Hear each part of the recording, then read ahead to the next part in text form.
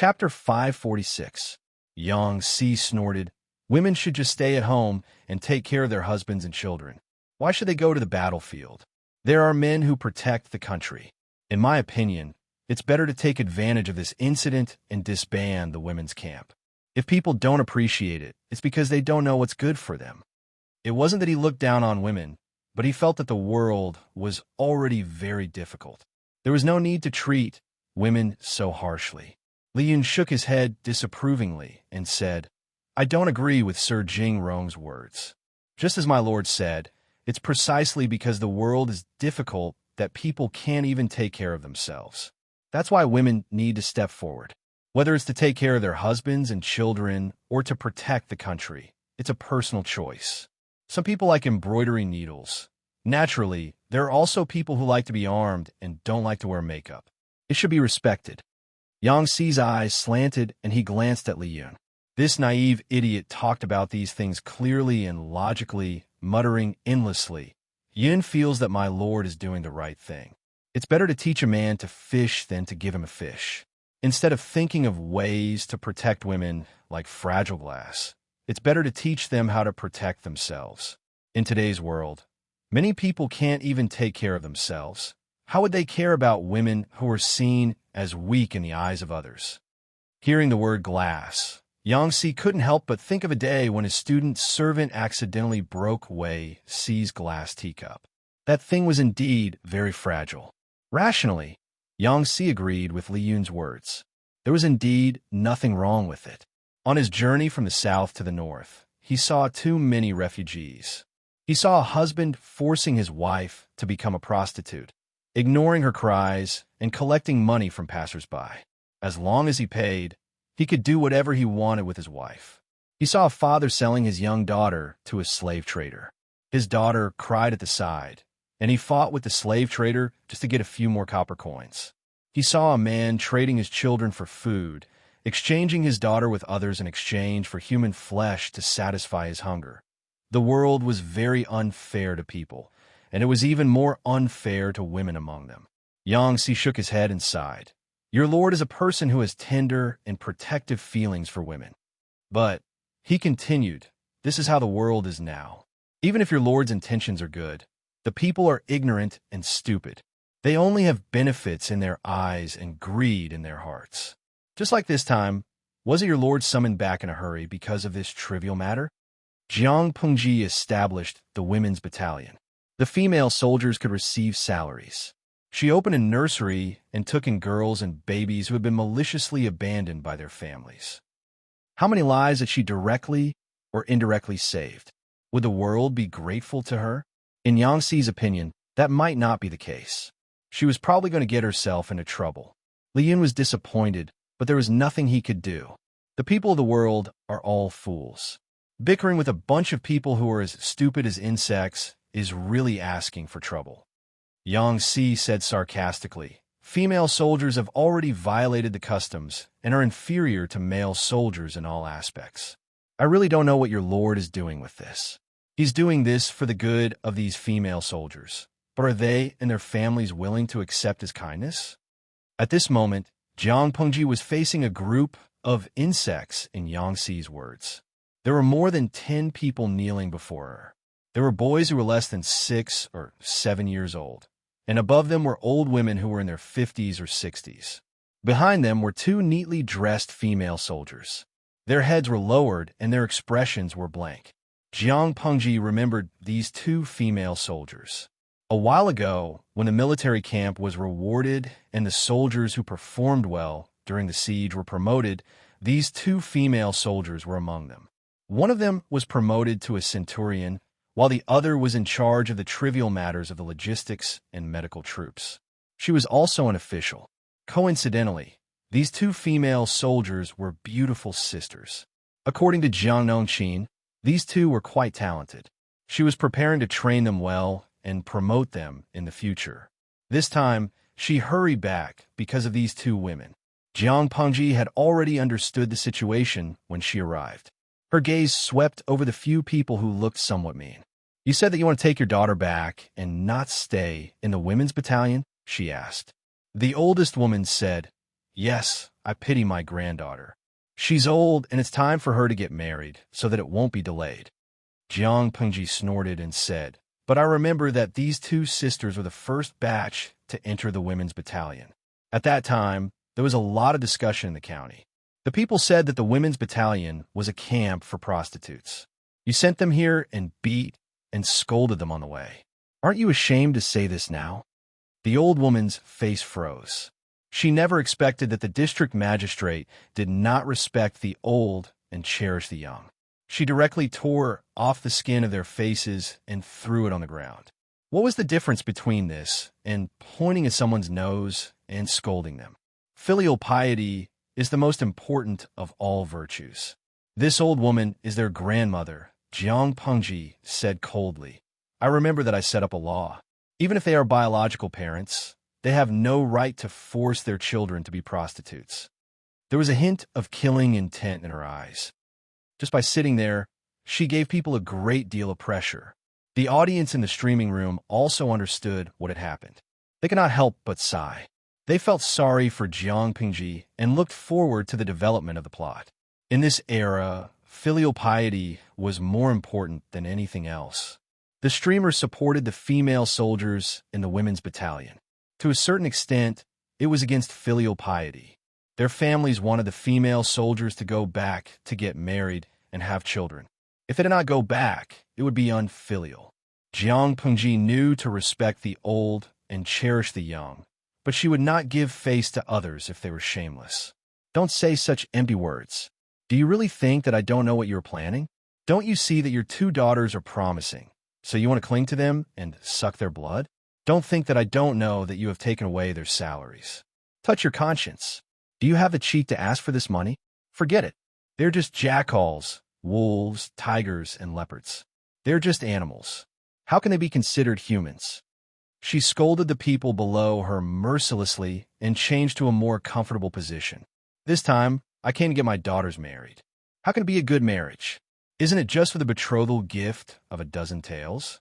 If I marry my daughters at a high price and accept the betrothal gift, and my daughters have a promising future in the military camp, I won't do anything because of filial piety. Instead, I will continue to pay them every month. Two daughters, one is a centurion and the other is a medical officer.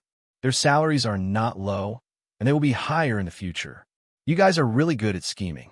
What pity that their daughters or granddaughters were old and no one wanted them. It was just for a dozen taels of silver.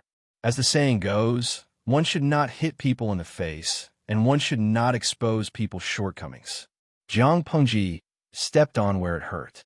Old woman. The woman kneeling below her wanted to speak, but Jiang Pengji said impatiently, "Shut up. You have no right to speak here." Her good mood recently had been ruined by this family. It would be strange if she had a good temper. She turned her gaze to the two female soldiers and said, "Do you remember that before you entered the women's battalion, you signed a document?" The two female soldiers said, "I remember." Chapter 547. The two female soldiers were a pair of sisters. The older one was 17 and the younger one was 15. Apart from them, there was a 7-year-old brother. After the earthquake last year, Xianyang district was in the midst of reconstruction. To save some food, the family wanted to sell their two older daughters to a brothel. However, Jiang Pengji was renovating the place at that time. She was in a tight spot, and they had no place to sell their daughters, even if they wanted to. Later, they heard that sending their daughters to the women's camp would give them half a tael of silver as compensation, so they sold their daughters. With 1 tael of silver for the two daughters, the family could save 2 mouths to feed. As for their future, even though their mother was worried, she did not dare to show any abnormalities with her mother-in-law watching over her. Later, the two filial daughters secretly gave their monthly salary to their mother, hoping that she could hide it as her private money. That way, they could speak confidently at home. However, the mother had always liked to please her husband and mother-in-law. She would spill everything once she opened her mouth. Now, one of the two daughters was promoted to a centurion, and the other became a small leader of the medical troops. Their salary was also doubled from before. The family boasted about it everywhere. Very soon, a matchmaker came to propose marriage. The betrothal gift was very high. The engaged husband was in his early 30s. 2 wives had died. He had 4 children, and his family was somewhat wealthy. He despised the women on the battlefield, but he liked the status of the female soldiers in the women's camp. He felt that it was easier to talk to someone in the army. As long as he could help his family, he would marry him and treat him like a god of wealth. The 2 families hit it off. Then, they made a scene at the women's camp. They wanted to drag their daughters back to get married. Jiang Nongqin stopped them and sent an urgent letter to Jiang Pengji at the same time. Perhaps it was Jiang Nongqin's rather good attitude that gave the unruly people confidence. They were also unreasonable and rude when facing Jiang Pengji. However, Jiang Pengji was not so easy to talk to. She immediately retorted. Her murderous aura alone was scary enough. Jiang Pengji chose to ignore the unruly people in a noble and cold manner. She had mixed feelings about the female soldiers. Tell me your choice. The older female soldier bit her lower lip. Her gaze was evasive. She stammered, I'll listen to you. Although the district magistrate promised that the female soldiers could set up a household after they retired at the age of 24 and that their children would follow their mother's surname, there was no such thing. Her mind was a mess, filled with the bombardment of words from her father, mother, and grandmother a few days ago. As soon as he said that, the viewers in the live stream exploded, saying, what the F***CK? There's something wrong with this person's brain. She's willing to marry a man who's old enough to be a father. Moreover, he's an old man with 2 dead wives and 4 children. Even the host said that he would support them. F***CK. Sai-Poo, my lungs are going to explode. Do they not believe in the host? If I were a streamer, my heart would turn cold. Meow meow pedito. Don't be so angry. What's the use of scolding them? If it were me, I would go up and slap them. Akateris. Bah. Do you still remember how the host trained those female soldiers? You're still beating people up? Be careful not to be killed instead. Xinyuejidia. I can't take it anymore. My heart is about to collapse. Why doesn't the lady soldier want to believe in the streamer? Kneeling begging for monthly tickets. This is like stabbing a knife into the host's heart. She's now preparing to reveal her identity in the future. She has to vigorously support the female soldiers and let them walk on stage. Now, the lady soldier slapped the host in the face.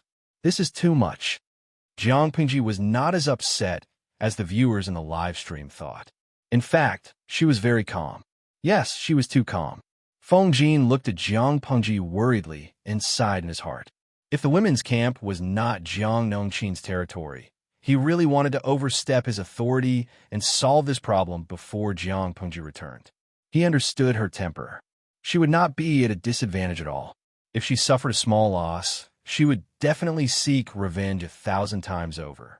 Jiang Pengji calmly moved her gaze away and fell on her younger sister. She asked, what about you? Like your sister?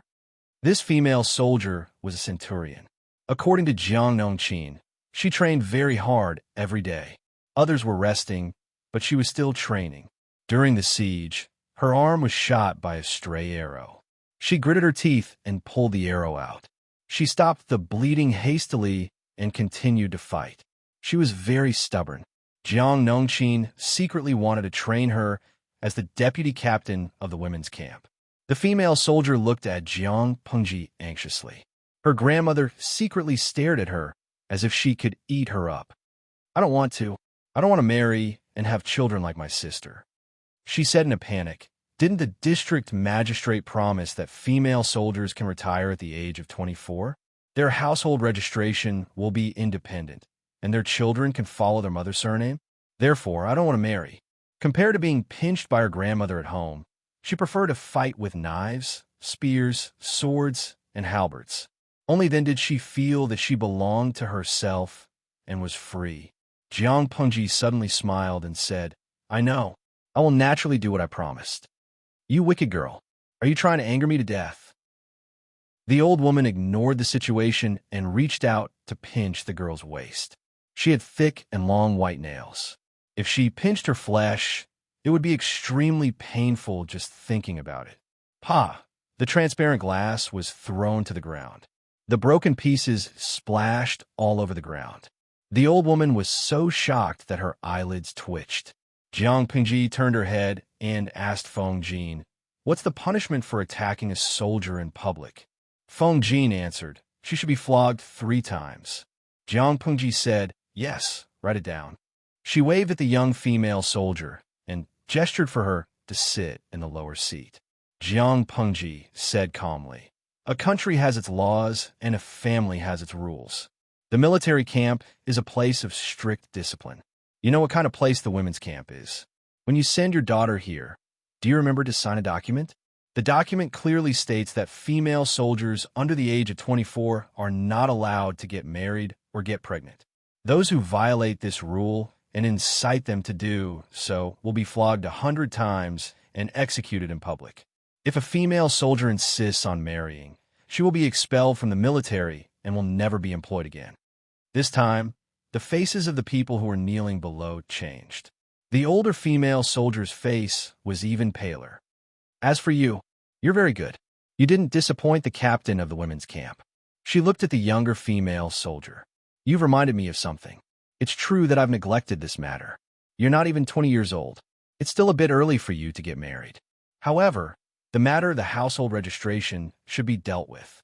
From now on, all female soldiers in the women's camp will have their household registration removed from their original household registration and set up their own household."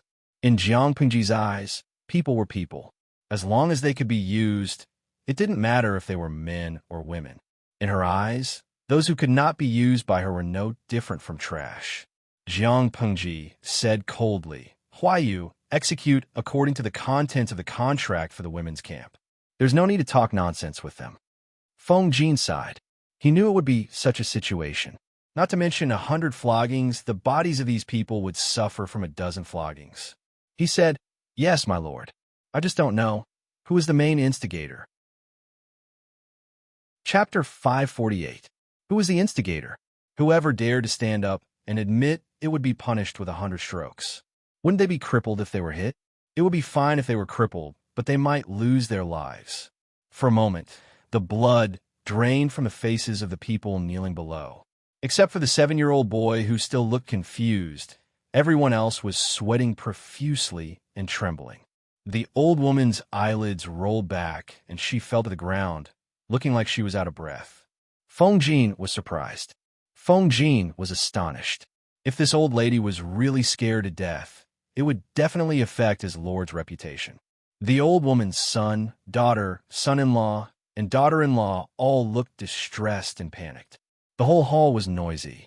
Jiang Pengji leaned against the table and watched the emotional performance of these people coldly. The audience in the streaming room was still filled with righteous indignation. But after the old woman fainted, someone jumped out to accuse Jiang Pengji of being cold-blooded. Lowly Wan's sway. "Oh my God, someone is going to die. Although this family is indeed a bit outrageous, isn't there something wrong with what you're doing, host? If you really scared someone to death, let's see how you deal with it. A bunch of cold-blooded animals." San Yan Xingxing. The values of this streaming room are so bad. There are violent and bloody elements. Why hasn't the country banned it yet? Sampai Shudiozo. It can't be banned. It's being streamed on all online platforms. It's as pervasive as a virus. Unless all the streaming platforms are closed and the internet is cut off, maybe this streaming room can be completely banned. But do you think that's possible? Death sentence Bugue. TSK. This streaming room is so bloody. Minors can't control themselves and commit crimes after watching it. They want to teach bad things to children. If one day someone really commits a crime according to the streaming room's practices, it'll be too late. It wasn't the first time Jiang Pengji had been cursed by the audience for 18 generations. She didn't care.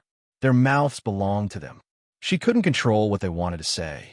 If they could really face her ancestors, who would dare to open their mouths and say a word? She sneered and asked them in return, "Host V, I think death sentence is not a bad thing. This person has taught me how to write erotic stories about Lolis. Why, did you rape a girl?" She could remember clearly which ID had said what and when in her live broadcast room. Jiang Pengji mercilessly dug up the audience member's past. Trying to play double standards with her, he had to make sure that he was clean first. Some of the viewers in the streaming room criticized her, but most of them supported Jiang Pengji. After all, they were old viewers who had followed her for many years. They knew that Jiang Pengji would not speak without thinking. Moreover, this matter was related to the dignity of the women's camp. If they didn't handle it well and didn't follow the rules of the military camp, who wouldn't come over and drag their daughter away to get married? More importantly, was this marriage really for his daughter's sake and not to sell her for a good price? In short, Jiang Pengji was setting up a female battalion, not a premarital training class for unmarried women. If he wanted to take advantage of her, he would have to see if his body could withstand 100 beatings first. The people below rushed to the old woman's side and wept bitterly. The older female soldier was horrified. The fear and worry of being expelled from the army were also suppressed. She was more worried about the old woman's safety. If something happened to her grandmother, wouldn't the family blame her? Just as her parents said, they were her blood relatives. They would definitely do it for her own good. Why would they harm her? Feng Jin looked at Jiang Pengji awkwardly. The younger female soldier was also very flustered at first, but she calmed down very quickly. She was used to seeing this grandmother act shrewdly and make jokes. If she couldn't make a fuss, she would pretend to faint. The word unfilial could break a person's spine. Looking at her face, it was rosy and clean.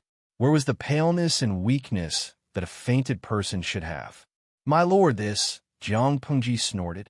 It seems that no one will stand up and admit that they are the instigators. Then I will judge. This boy is only 7 years old.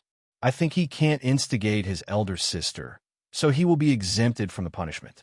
This old woman is really hateful. She doesn't educate her children strictly. 10 beatings. The others will share the remaining 90 beatings. Drag him away to be beaten. That female soldier will be expelled from the army and will never be employed again. She pretended to faint in front of her. She thought she was blind. The old woman still did not wake up. She said, "This old woman tried to attack the soldiers before. She should be punished with another 3 beatings. In addition, she pretended to faint in front of me. That's another crime. She should be punished with another 10 beatings. There will be a total of 23 beatings. Just do as you see fit. Don't be frugal." Feng Jin said, "Yes, my lord." He called the guards outside the door and dragged the people away to be punished with beatings. The older female soldier resisted subconsciously. Fortunately, the guards were prepared, and she was the first one to be dealt with. Even so, one of the guards' arms was injured. Jiang Pengji snorted mockingly when she saw the situation. What's the use of being strong in martial arts? She's already so cowardly. It's no wonder that anyone can step on her. The older female soldier's martial arts were not weak. She could at least deal with 3 to 5 strong men. However, when her family forced her to marry a man who could be her father and become the stepmother of a man who was older than her, she still agreed miserably. Jiang Pengji was not very kind. She gave them a chance, but they did not appreciate it. No matter what happened to them in the future, they should not blame her. The old woman was dragged out by the guards. She finally could not pretend anymore. She kicked her legs and cried, rolling on the ground. The audience who spoke up for the old woman felt their faces turn red. It was not because they were embarrassed, but because they had been slapped in the face. The older female soldier tried to kneel down to plead for mercy and appease the old woman. Instead, she was slapped on the face, leaving 5 bloody marks. As mentioned before, the old woman had thick and long nails. She did farm work all year round. Her strength was greater than many young and strong men. Even though the female soldier was well trained, she was slapped and rolled on the ground. Her right cheek quickly swelled up. Even her teeth were loose. "You jinx! God damn it. Someone's gonna die. You're riding 1,000 men. You're *king with 10,000 men. If I knew you were such a rotten thing, I should have fallen to my death as soon as I was born. Ouch! Old man, why did you go so early? You left me alone to be bullied by these animals and women whose conscience has been eaten by dogs." The older female soldier opened her eyes wide in astonishment. She could not believe that these words came from her grandmother's mouth. The old woman refused to get up with all her might. She kept cursing and swearing, and everyone felt that her words were dirty to the ears. Jiang Pengji raised her hand and touched her forehead. She said coldly, "Take her away. Don't show any mercy. Flog her as many times as you deserve." The group of guards heard the anger in Jiang Pengji's tone. They secretly cursed the old woman for asking for trouble. Then they each took one side of her and dragged her out by force. The old woman also tried to scratch the guards' arms with her nails. Soon, a few bloody marks were left. The guards grimaced in pain. They did not know how an old woman who was almost 50 years old could have such great strength. Chapter 549. My lord, you're really naughty. Feng Jin was speechless, but he couldn't do anything about it. After all, only when his lord was happy could the people under her lead a happy life. I know that gossip is a fearful thing. Beating an old man will attract criticism. However, the rules of the military camp are like this. If I show mercy today, will anyone be able to come and make trouble? Old people should be more reasonable. Should I indulge such shameless old people? Feng Jin naturally knew the importance of punishing the chicken to warn the monkey. If he didn't get rid of the stick that stuck out, it would be difficult to clean up in the future. Jiang Pengji glanced at the younger female soldier. Seeing that she was a little worried, she felt even more satisfied. She said, "You should be glad that you and your sister made a completely different decision. Otherwise, the rest of your lives will be over." Seeing that Jiang Pengji was talking to her, the female soldier quickly restrained her worry for her sister. She lowered her head to the Lord and listened attentively. The audience in the streaming room came back to their senses and understood the other meaning of Jiang Pengji's words. Hide-and-seek cat baby. I just remembered that this family obviously doesn't treat this pair of sisters as family. They treat them more like goods. Thinking about the old woman's curses just now, it's not an exaggeration to say that they're enemies. Just as the streamer said, so what if they have fighting skills? The female soldier's skills to resist the guards were really beautiful, but her heart collapsed and she couldn't stand up at all. Now that she's been removed from the military and will never be employed again, the family will torture her. Fortunately, her sister is smart and not stupid Unhoen City. To be honest, I'm quite unhappy with this female soldier's behavior. The streamer said that she'll support her. She should know what kind of people her family is, but she still chooses to be submissive. According to this development, I think her ending won't be good if she goes home and marries someone. How can it be good? The husband's family saw her position in the military camp and married her to be useful. Now that she's been removed from the military, she'll become an ordinary civilian. This marriage will definitely fall through. Even if it doesn't fall through and she marries into someone else's family, she'll be tortured to death. Twilight sunset. That's why the streamer said that the younger sister is smart and not as stupid as her sister. His younger sister was still in the military camp, and she was still a centurion. Although she was not a high-ranking official, it was already very powerful for ordinary people. With her younger sister supporting her in the military camp, no matter how difficult her life at home was, she should be able to survive. If her younger sister was also stupid, the viewers in the live stream knew what he was going to say even without him saying it. If her younger sister did the same thing and was removed from the military, she would lose her position as a centurion. When they returned home, they would just be obedient daughters who should be unconditionally filial to their families in the eyes of others. Their families would do whatever they wanted to them, including buying and selling. He recalled how the old woman had scolded her granddaughter. He directly said that his granddaughters were used by thousands of men. What kind of good ending would they have when they return home? Only then did the young female soldier understand the deeper meaning of Jiang Pengji's words. Her eyes were slightly red, and she was worried about her sister's future. Jiang Pengji saw through her and said, "If you're really worried about your sister, try your best to do your part. The stronger you are, the better off she will be at home. If you're not strong enough to make your family flatter you, she'll only be humiliated." The female soldier bit her lower lip and plucked up her courage to plead for her sister. "My lord, my sister is actually—" Jiang Pengji interrupted her and said, "In the face of such a situation, the smartest thing to do is to remain silent. This is the best for your sister. The women's battalion is indeed a little rebellious in today's world. It's not tolerated by the secular world. The female soldier lowered her head even more after hearing that. As the first batch of female soldiers in the women's battalion, she had also experienced the days when she was ridiculed and misunderstood by others. Jiang Pengji acted as if she did not see her reaction. If you want to really stand up and let the women's battalion be accepted by everyone, you can't even take a wrong step. If I side with your sister, what will happen to the rest of the women's battalion? The military camp is a place where words are final. If orders are changed all the time, what will become of it? Don't think that only your family is the smartest in the world. Who knows how many people are secretly scheming the same thing as them? Do you know what it means to kill a chicken to warn the monkeys? Your sister and your family are chickens that will be slaughtered to warn the monkeys. In other words, if Jiang Pengji could not handle this matter perfectly, the women's battalion would really become a premarital training class in the future. Of course, she suddenly laughed. The coldness in her tone made one's hair stand on end. If you don't control yourself and lose your mind, you'll also be among the chickens that will be slaughtered. There are many talents in the world, but there are only so many opportunities. There are too many monks and too little porridge. If your sister doesn't want to seize the opportunity, naturally, there will be others who will covet it. Do you think I'm right? The female soldier listened and broke out in a cold sweat. It was still midsummer, where it had not rained for a long time, but she felt as if she had fallen into an ice cellar. At the same time, a sense of relief rose in her heart.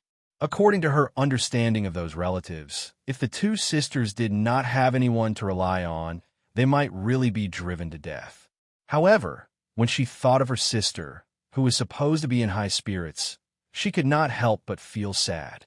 On the other side, the family put on a good show.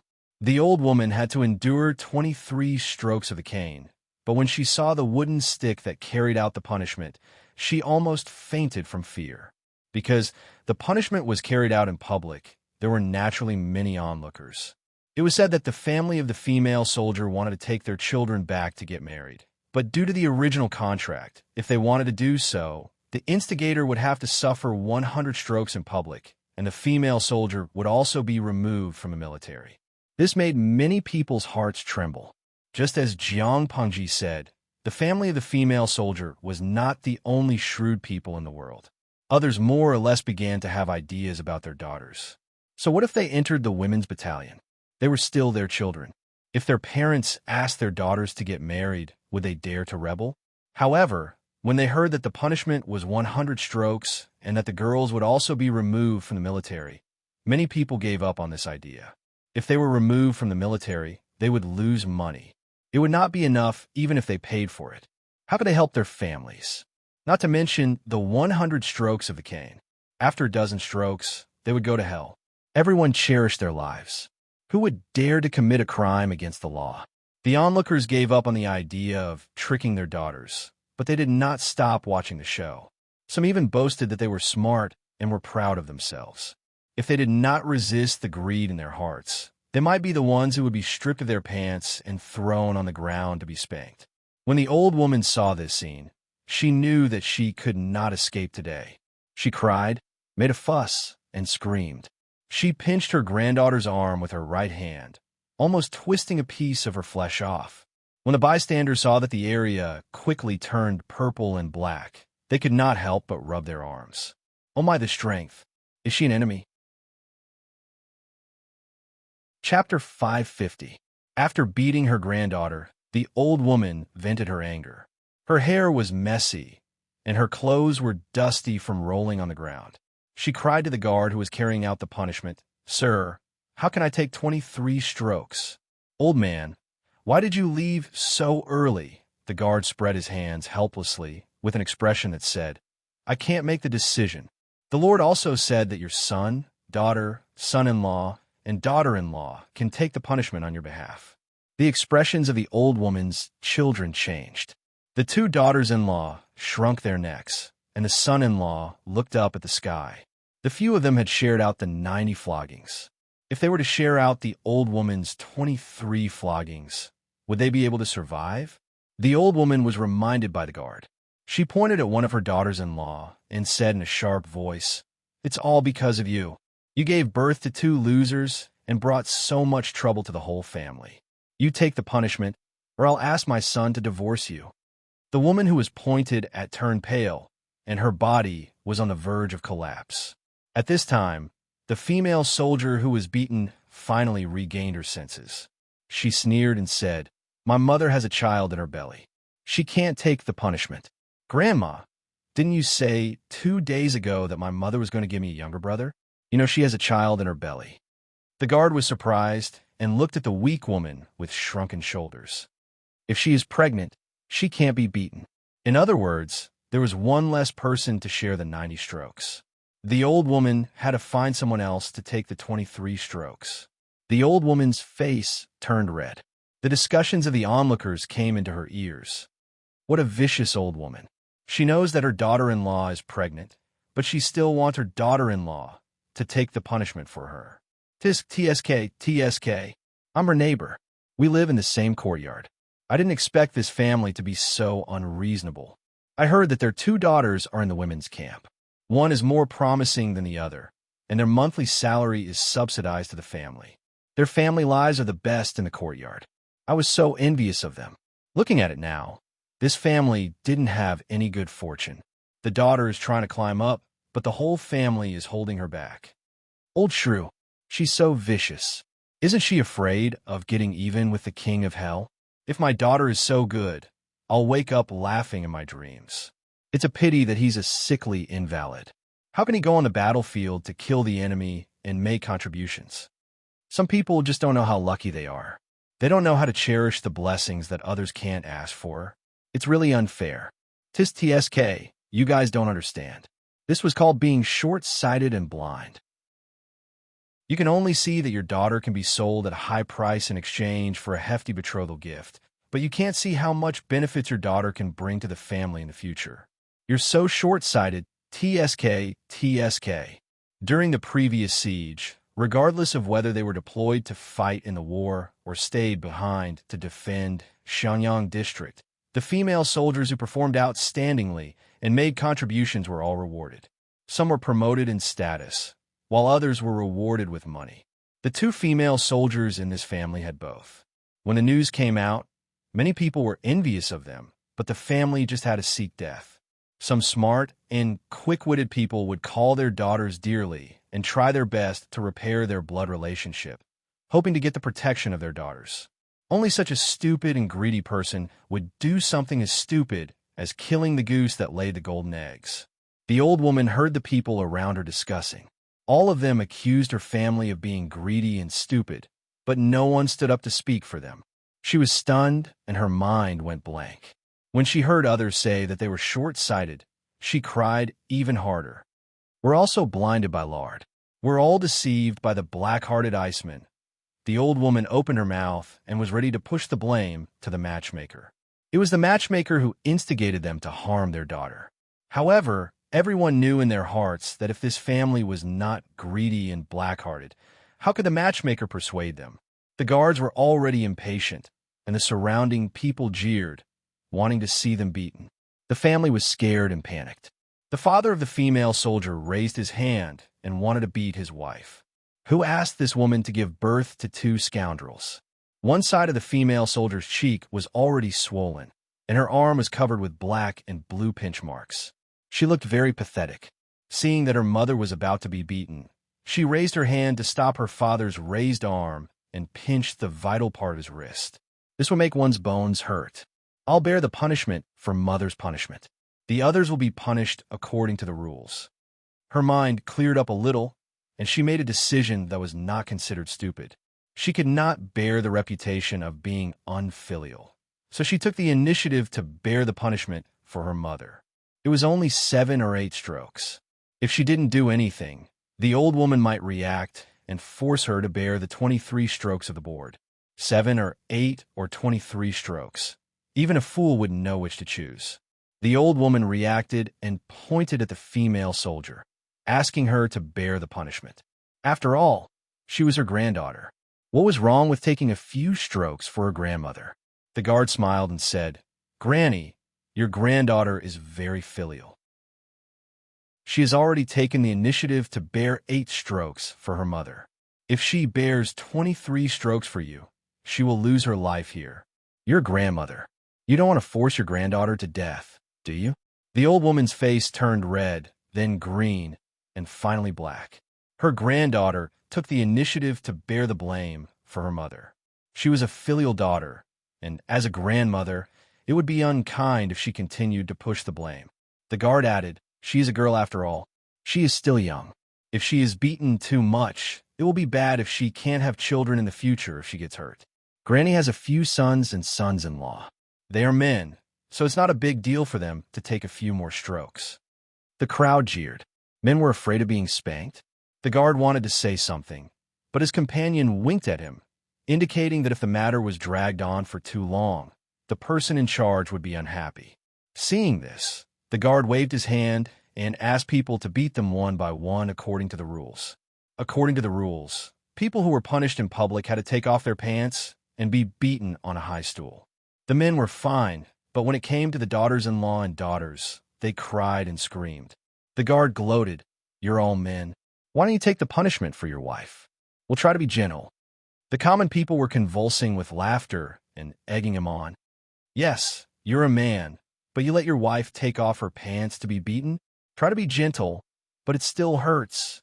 The man who was beaten 8 times on the ground was furious, and he scolded his wife. "Stinky woman, you want to see me die so you can remarry, right? Can a few strokes kill me?" No matter how unwilling the old woman was, she was beaten 10 times in the end, and the remaining 13 strokes were shared among the younger generation. Originally, the younger generation was unwilling. Even the youngest son, whom the old woman doted on the most, couldn't help but hide far away when he heard this. In the end, they pushed each other and barely shared the 13 strokes, but the old woman still had to take 10. When it was the female soldier's turn, the guard said, "She came from the women's camp after all, and we've guarded the city together. You don't have to take off your pants." The female soldier's face was pale, and she murmured, "Thank you." There was a trick to beating someone. Where and how much strength was used, there was something fishy about it. The female soldier was beaten badly, but the guard showed mercy. She would recover in a few days. Chapter 551. Is the fight over? Jiang Pengji asked the guard who was kneeling below. Her eyes were indifferent. The guard said, "The execution has been completed. Well, you may leave." Jiang Pengji sighed. She felt that she should strengthen the ideological education of the female soldiers. She originally wanted to influence them subtly, but now it seemed that it was not possible. She had to use a violent method. Let the female department of the government office write down the cause and effect of this matter and post it on the city wall. Try to describe it from a fair point of view. Don't mix personal emotions and opinions. Since she wanted to punish the chicken to warn the monkey, she could not easily let go of this opportunity. She also needed to expand the scope of the news and let all those who had such evil thoughts give up on these ideas as soon as possible. She did not want to receive similar news tomorrow or the day after. It was simply terrible. The army was the weapon of the country. Once they entered the army camp, they should focus on the overall situation and act according to the military law. However, the current situation of the society was that clan and blood ties were the most important. Even the country could be put aside. The audience in the streaming room felt that it was ridiculous for the people to drag their daughters back to get married. In fact, it was very normal. They regarded their children as private possessions. It was the parents' right to deal with them. Didn't they see that selling their children was the norm? Not to mention her society. Even in the society of the audience in the streaming room, was it not illegal for parents to sell their children? But in this society, all the behavior of parents towards their children was allowed and legal. It could not be considered a crime at all. It was not even wrong. "Huayu, help me write a notice," Jiang Pengji said. Feng Jin asked, "About the household registration of the female soldiers?" "Yes, it is indeed about this matter.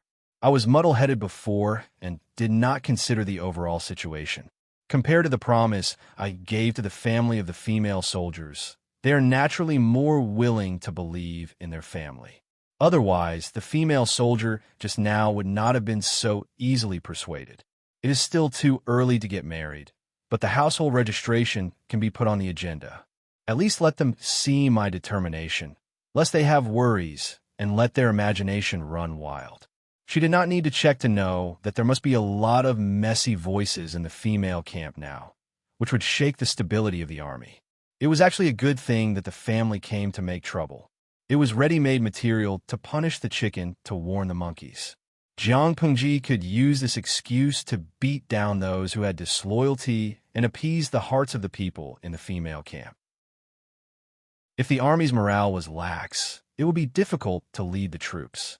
Feng Jin was stunned for a moment and then immediately nodded. "I will do it now." Jiang Pengji said, "Thank you."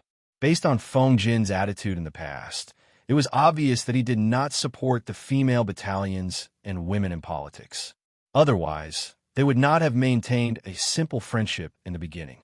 If not for the earthquake in Dongqing, Feng Jin might not have been willing to help her sincerely. After all, she was a woman. Feng Jin suddenly smiled. "You're being too serious, my lord."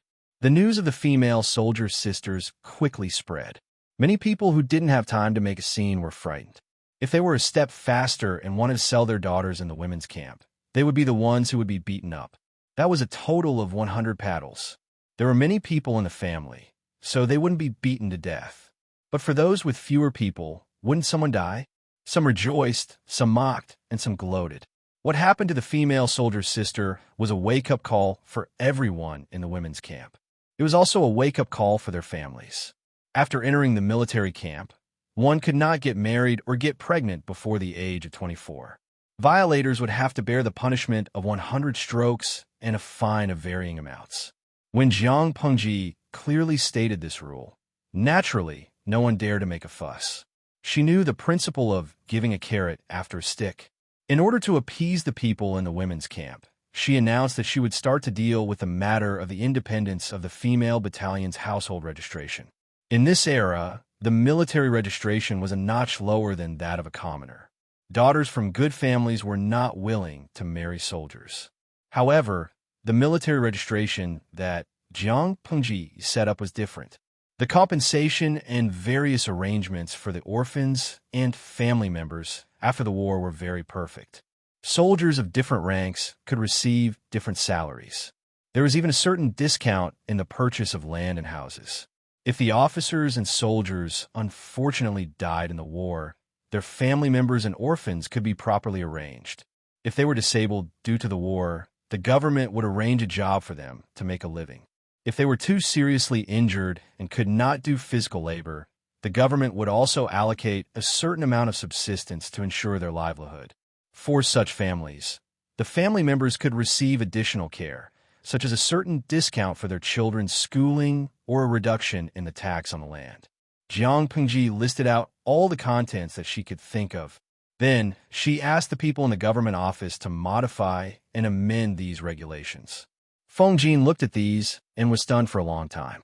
When he returned home, Wei Jingxian carried Changsheng and fed her.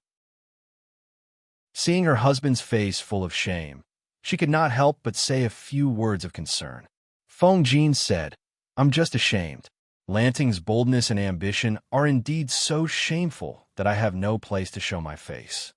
Post-war compensation. Throughout history, very few people mentioned it.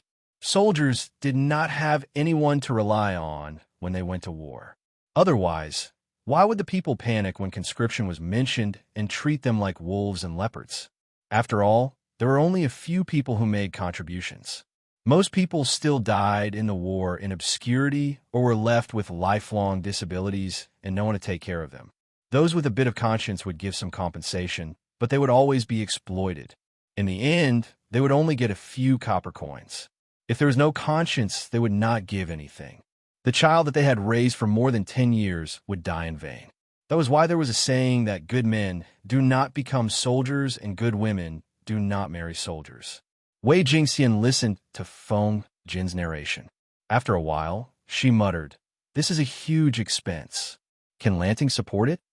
Feng Jin shook his head. She said that we have to support it even if we have to live frugally. It's fine if the officers and soldiers bleed on the battlefield, but we can't let them cry after the war, right? Lanting's words were crude, but the truth was not. If it can be implemented, she can completely control the morale of the army and build an elite army that no one can defeat. Everyone knows the truth, but she is the only one who has the courage to do it. Jiang Pengji's territory was not big at the moment, but she had a private treasury. These benefits were nothing. However, when she started to conquer the world in the future, the number of people in her territory would increase day by day. The burden would be heavy. Post-war compensation was not something that could be solved in one go. 1 or 2 days were nothing, but how much of a burden would it be if it was a few years, a decade, or even decades? She had the courage to bring it up. Looking at the detailed regulations, it was obvious that it was not a spur-of-the-moment decision. It should be the result of thinking for a long time. Wei Jingxian sighed and suddenly lowered her head to tease Chang Sheng, who was looking at them eagerly. She teased, Lanting. Even though I know she is a woman, I still feel a little moved. Feng Jin's face darkened. Jealousy bubbled in his heart. Madam. Chapter 552. Sister, I'll have to trouble you to take care of me at home from now on. The female centurion helped her sister pack her luggage. The order to expel her from the military had already been issued, so her sister naturally had to pack her things and leave the women's battalion. Rest well at home. Don't be afraid of spending money. My salary will be sent home in the future. You'll be in charge of it. If I let Mother hold it, I'm sure she'll be cheated away by those black-hearted people. Okay, I got it. From time to time, the older female soldier would raise her head to look at the younger sister, her eyes filled with regret. She didn't know what happened to her during that period of time. Her father and relatives bombarded her one after another, telling her that getting married was more reliable than being a soldier. If she got married, she could be the head of the family and become the wife of the head of the family. If she could get a boy, he might inherit the family business in the future, and there would be hope for the rest of her life. He gave her all kinds of examples, telling her that the Lord's promise was definitely a bluff. She was so muddle-headed that the scales in her heart were tilted towards her family. Now, she had been stripped of her military status. When she returned home, wouldn't she be tormented by her family? Thinking of this, she couldn't help but think of her younger sister. She was obedient and sensible, and much more reliable than her elder sister. In this era, if his 15-year-old sister hadn't entered the women's camp, she would probably have given birth to a baby and become a mother by now. I've seen through it. To put it bluntly, Mother is also unclear. I gave her half a year's salary, hoping that she could rely on the money to be a little tougher at home, so that she wouldn't be bullied by Grandma, bullied by Auntie, and beaten by Father. The more she spoke, the angrier she became. The younger female soldier could not help but grit her teeth. The barracks provided meals 3 times a day, and the food was very good. The rice and silver that were distributed every month had nowhere to use, so the sisters decided to secretly give them to their mother. It was just that they didn't expect this mother to trick them like this, attracting a group of blood-sucking leeches. Once those black-hearted relatives made a fuss, her sister would lose her military status, which was equivalent to losing a layer of protection. What would she do in the future? The marriage was ruined, the husband's family fled faster than a rabbit, and the family was beaten up because of this matter. They would definitely blame it on her sister. Thinking of this, the female soldier felt her head swell. Her younger sister continued, Sis, don't be silly this time. If they make a scene at you, just hit them back. I'm still a centurion. Who dares to hit my sister? It's the same for Mother. You have to be more strong-willed so that you and Mother won't be bullied. Compared to the weak elder sister, the younger sister's personality was much tougher. Her younger sister nagged that the women's battalion only had 1 day off every month, and she could only go home once a month. The female soldier's sister still did not say a word. She silently took the luggage that the girl handed over. Apart from a few sets of clothes and 2 sets of bedding, there was basically nothing else. When he exited the tent, he was surrounded by a dozen or so comrades whom he was on good terms with. Everyone was silent. The female soldier's lips quivered. "I'm leaving." Many of his comrades came to see him off, but there were also some female soldiers who were not familiar with him who came to watch the fun. After all, she was the first person to be stripped of her military status and banished from the female battalion since its establishment. The female soldier's sister almost ran away in a panic. Even though no one said anything, she felt uncomfortable all over. It was as if there were countless pairs of half-smiling eyes looking at her, laughing at her for being weak and useless, laughing at her for abandoning a bright future and willing to be tortured by her family. The female soldier's younger sister saw those amused gazes and could not help but feel angry. She said shrewdly, "What are you looking at? If it wasn't for my sister, would your household register have been moved out so early?" A female soldier laughed and said, "Even if it wasn't for your sister, there might be someone else's sister. Everyone knows what happened in the women's battalion recently. However, your parents couldn't help it, and your sister's brain is also empty. In my opinion, it's good that your sister left the women's battalion early. She doesn't care, and there are plenty of people who want to get in. If it wasn't for her suspecting the Lord, would this have happened? She didn't care, but there were plenty of people who did. If this matter was investigated carefully, it was clearly the female soldier's sister who was disloyal and distrustful of the Lord. What was the use of such a person in the women's battalion?" The female soldier's younger sister was speechless. "Forget it. Didn't Commandant Jiang always say that people who want to save themselves can be saved, but those who resign themselves to adversity are definitely hopeless? Your sister's skills are considered one of the best among the female soldiers. If your family members hit her, do you think she will fight back? You should be more careful.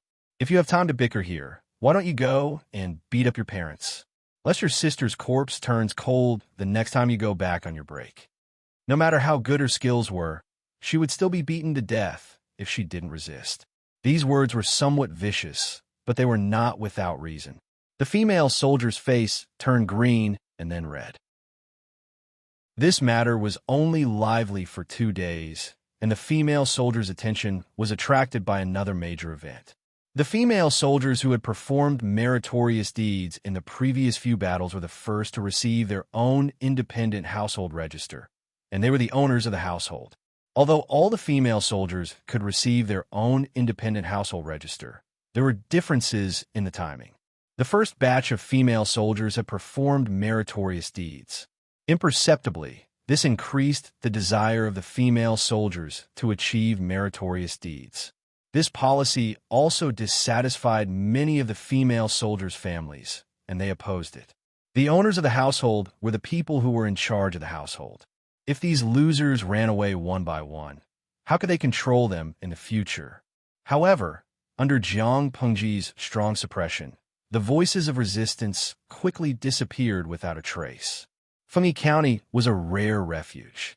If the district magistrate hated them and they were chased out, how could the family survive? Even though they were unwilling, this policy was still implemented smoothly. It was just that the household register management department was pitiful. There weren't many female soldiers, but they weren't few either. Thousands of people had been separated from their original household registration. It wasn't as simple as just moving their household registration. There were also issues of property and inheritance involved. Everyone was busy from day to night. It was still summer, but they were already half dead. While Jiang Pengji took care of the female battalion, she did not forget about the male battalion. Welfare policies were promulgated one after another, which greatly reduced their worries during the war. As a result, the male soldiers did not care about envying the female battalion. Each of them was grinning from ear to ear.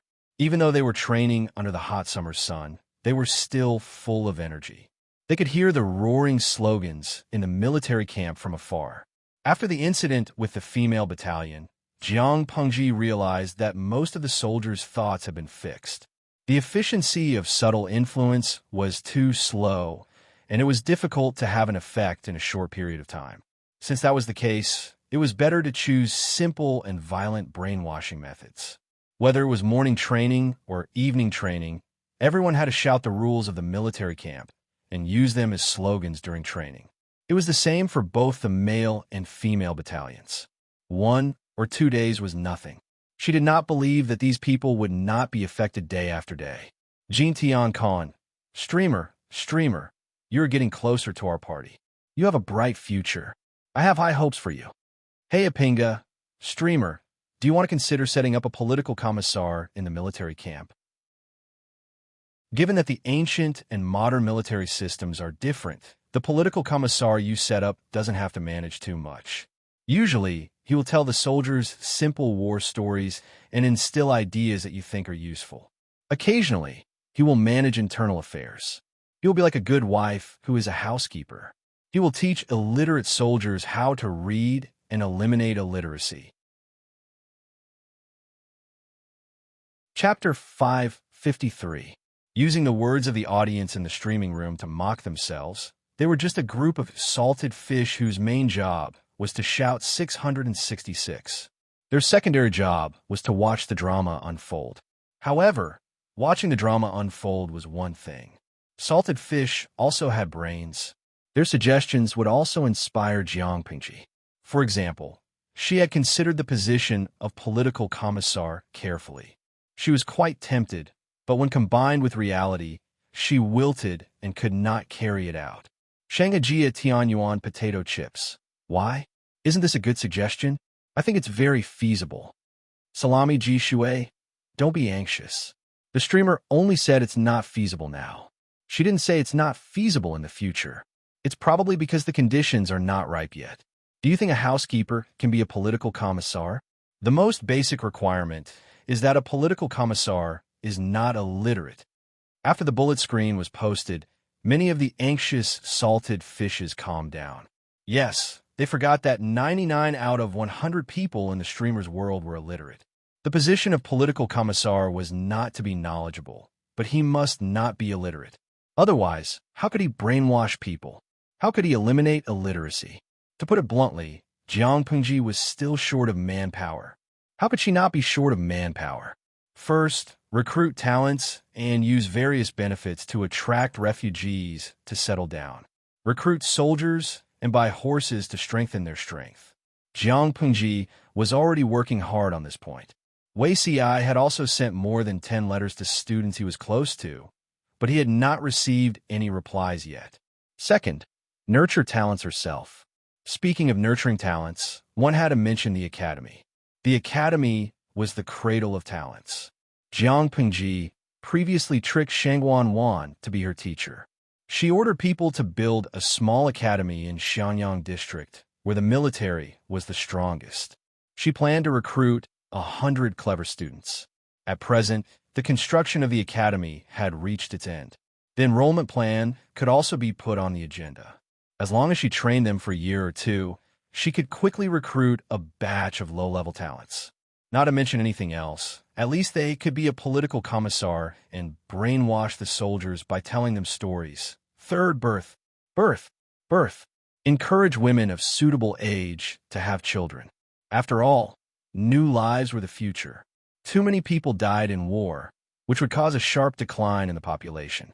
If there was not an appropriate number of newborns, the population would show a negative growth, which would be detrimental to long-term development. Speaking of the third point, Jiang Pingji could not help but scratch the wall.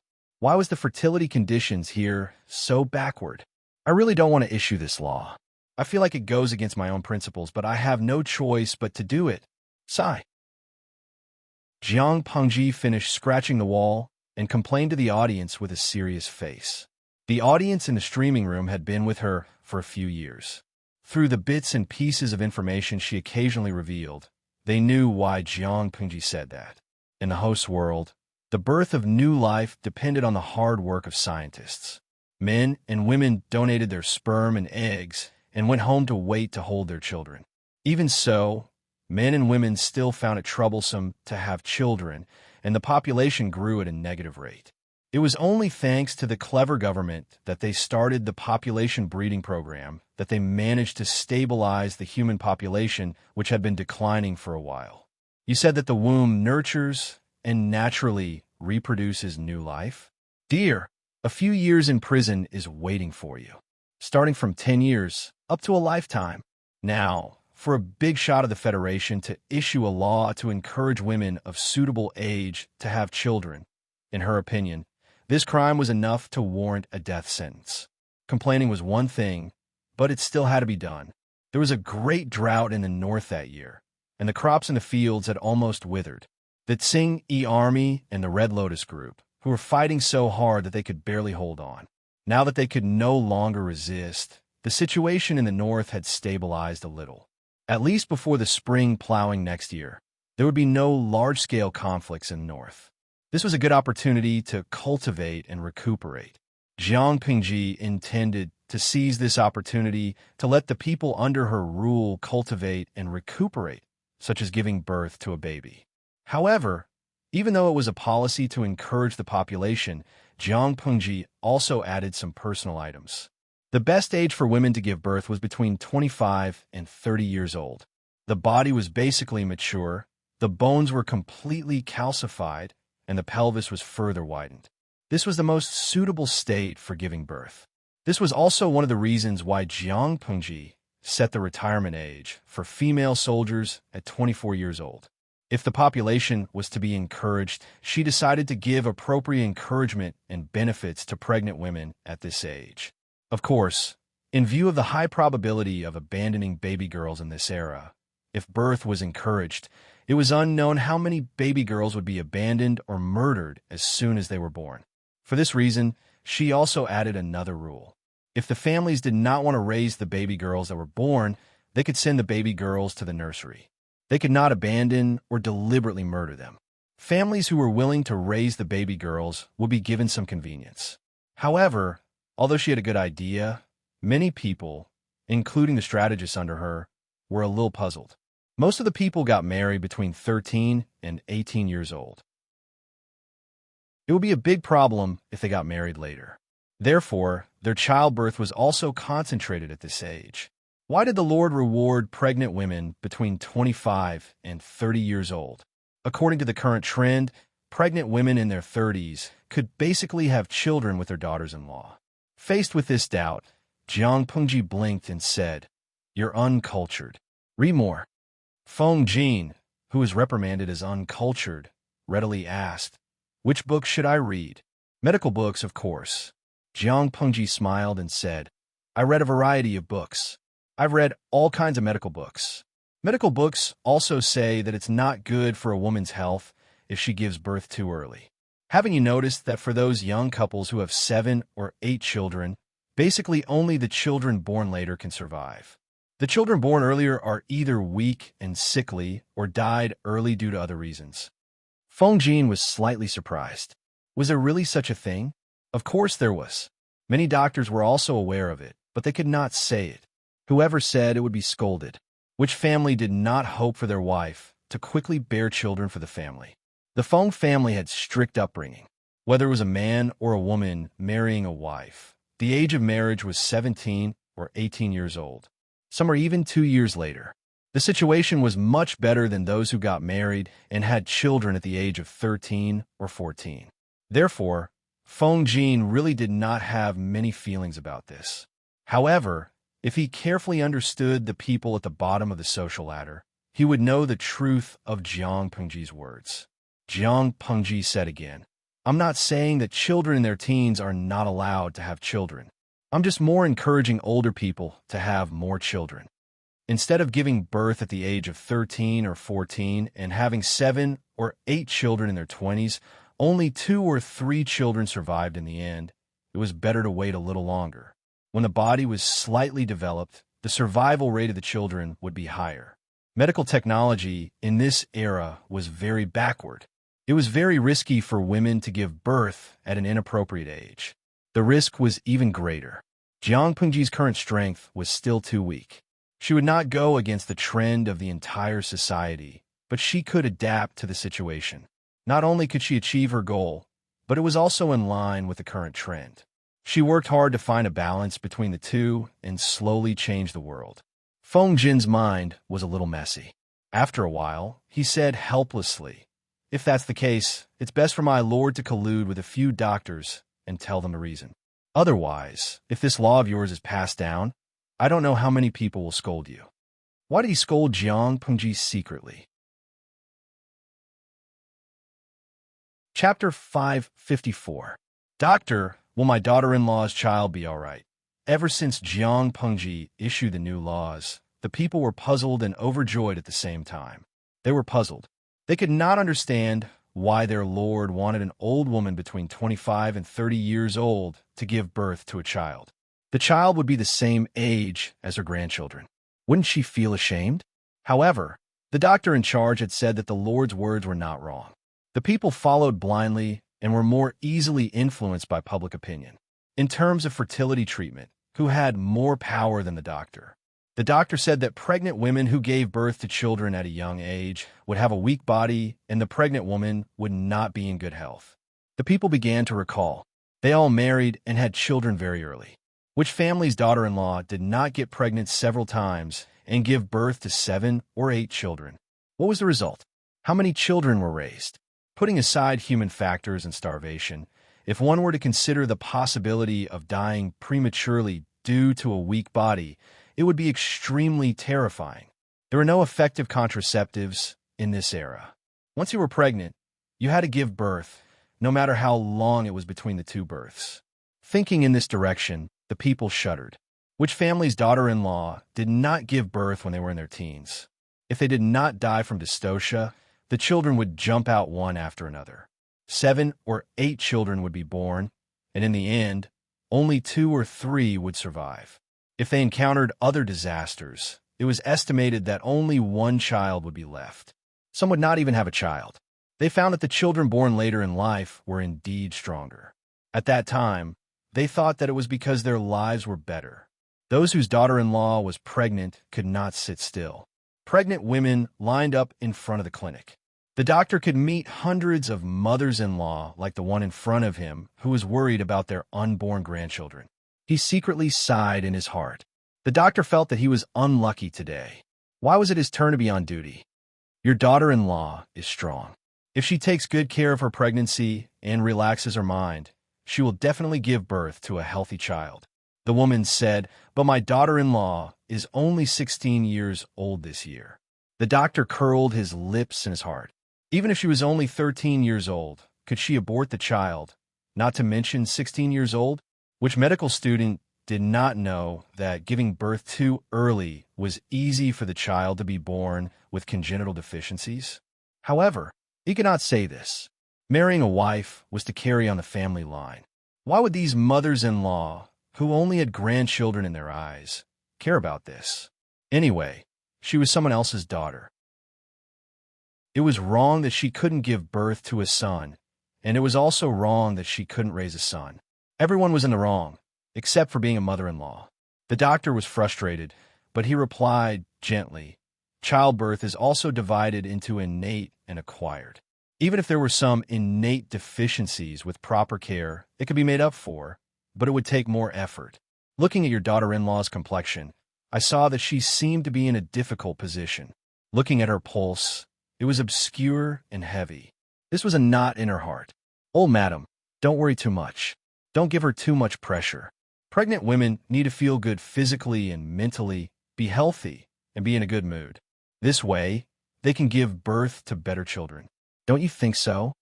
The doctor in charge had been instructed that they had to insist on giving birth early.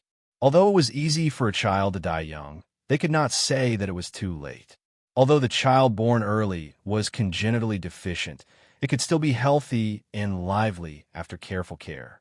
It was just that the adult had to take good care of the child and could not be careless. Jiang Pengji's medical center was an institution that attracted a lot of fans. The medical herbs and the doctor's salary were specially subsidized by the government office. In this way, the people's expenditure for medical treatment was less. The doctor could focus more on treating the patients and did not need to consider other chores. Anyone who had a headache or a fever could come to see a doctor. It did not cost much, and the medicine was not expensive. In order to take care of the female patients, there were also female medical soldiers who took turns to learn medicine in the medical center. For almost a year, the medical center in Xiangyang district had a good impression of the people. Since the doctor in charge said so, the people thought for a while in a daze.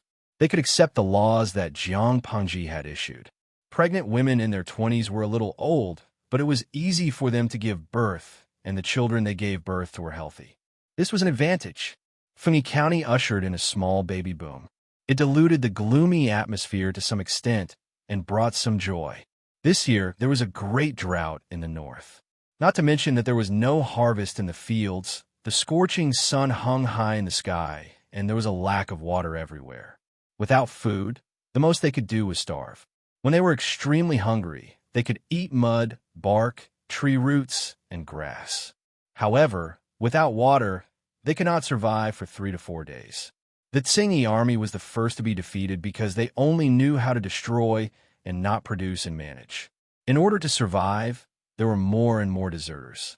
The increasing number of deserters meant that there were more and more mobs and refugees. In comparison, the situation of the Red Lotus group was still considered good. They fought with their faith and governed the people with their faith. There was a drought in the entire northern territory. They even led the people to pray to the gods. Although it was useless, it eased the panic of the people to a certain extent. Under such circumstances, the construction of Fengyi County was already on the right track. The originally dilapidated Maolin District, Qingan District, and Jiaoping District all showed signs of vitality. Some refugees who escaped back thought that they had come to the wrong place. Was this still their old hometown? Every day, refugees fled into Fengyi County. Outside the city, people could be seen waiting for inspection and resettlement. Although they were still very poor, as long as there were enough people, there was no need to fear that they could not develop. The weather is hot now. The water level of the wells has been dropping. There are also traces of the mountain streams drying up. Yangtze's face, which could be compared to the full moon, had become so thin that a sharp chin could be seen. His black stubble had not been trimmed in time. He looked very pathetic. The canals are covered with green bricks, but the water has been decreasing. I think the other 3 districts are in the same situation. What should we do? The boy's servant no longer learned cooking from the chef. He was pulled over by his master to tidy up documents and was ordered around as half a labor force. He said, "Why don't we restrict the people's daily water use?" Wei Ci shook his head. "No, if we do this, it will easily cause panic among the people. Every household will rush to store water. That will be bad." New refugees gathered every day. If the news of water shortage in the city was spread at this time, who knew how chaotic it would be? The boy's servant had a bitter expression. "What should we do?" Wei Ci thought about it. "Why don't we change the method?" It was the same as controlling the use of water, but the method of publicity was different. The effect caused was also very different. Yangtze said in surprise, "Change the method?" Wei Ci said, "Now there are so many refugees outside the city. There's a large area of drought in the north. Many people don't have access to water. In serious cases, they will die of thirst. In that case, we will inform the people inside and outside the city about the serious situation in the north. Tell them that although there is no shortage of water in the county, every household should cherish the current situation, save water, and reduce unnecessary waste of water." Thinking about how other people did not have access to water, if the people of each household wasted water, wouldn't their conscience hurt? The boy's servant and Wei Ci had the same purpose. It was obvious that the former would cause panic and chaos, while the latter could make the people feel guilty and save water spontaneously. It could even increase the people's gratitude toward Jiang Pengji. Without her, would everything happen today? Chapter 555. Facts proved that Wei Ci's method was indeed effective. Not only did it not cause panic among the people, but it even made them more united. However, this method ultimately treated the symptoms, but not the root cause. Every day that God did not give them face and rain, the drought would become more serious. Compared to the scene of thousands of miles of dry fields outside, the situation in Fengyi County was much better. Jiang Pengji's brain and spirit had returned to their peak state. It was not difficult for her to explore the underground water flow. Even without this, based on her previous experience, she could easily find a place to dig a well. With such a strong backer, the water shortage was not serious. Jiang Pengji held a honey popsicle in her mouth and said vaguely, "It's so hot." The boiled water was mixed with a thick layer of honey. After stirring, it was placed into a special groove mold. Finally, it was placed into the fridge and made into an edible popsicle. The pure natural honey tasted quite sweet, and it made one's entire body feel comfortable, dispelling the heat in one's body. As for the fridge, of course, it was not the fridge that the audience in the streaming room was familiar with. It was also not the one that Jiang Pengji bought from the mall. That shabby and rubbish mall did not even sell a bathtub, let alone high-end furniture like a fridge. Even if there was, where could they find a generator? The fridge that Jiang Pengji mentioned was actually the ice-making box that she and Zhang Ping had created. It was called fridge for short. In ancient times, ice was mostly made from snow and ice in winter. Then, it was stored in an ice cellar and enjoyed in the next summer. Jiang Pengji knew how to make ice, but she did not know the name of the ice-making material in this era.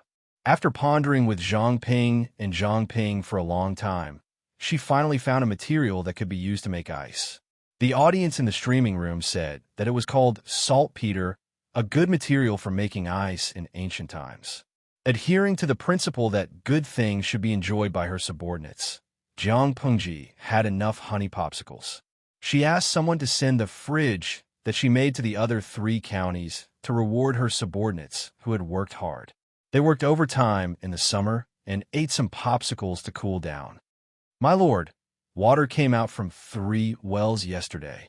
As long as we get through this month, the weather should gradually turn cold." Zhang Ping was a technical geek. The person he admired the most in his life was his lord. Her ability to find wells was better than any experienced farmer. Wherever she said a well would produce water, there would definitely be water. If it wasn't so, how could the people live so comfortably? More or less, I hope the heavens will give me some face and rain more before the autumn harvest. That way, I won't be considered to have no harvest this year. Last year, Xianyang district reclaimed a lot of wastelands. The wastelands were rented to the people in the county town for farming. Even though there was a shortage of water this summer, the people saved water to take care of the fields. For the past few months, it was unknown how much effort they had put in to take care of the crops in the fields. If something went wrong during this period, causing a year's worth of hard work to go down the drain, it was unknown how much the farmers would cry. The 2 of them sat under the porch and leisurely nibbled on popsicles. There were 2 halves of watermelon beside them. After nibbling on the popsicles, they used a spoon to dig into the watermelon. When Feng Jin rushed over, drenched in sweat, this was the scene he saw. His lord was dressed in gray and brown. Her legs were crossed inelegantly. Her trousers were rolled up to her thighs, and her sleeves were rolled up to her shoulders. Her long, jet green hair was combed into a ponytail. 2 strands of bangs hung on both sides of her cheeks.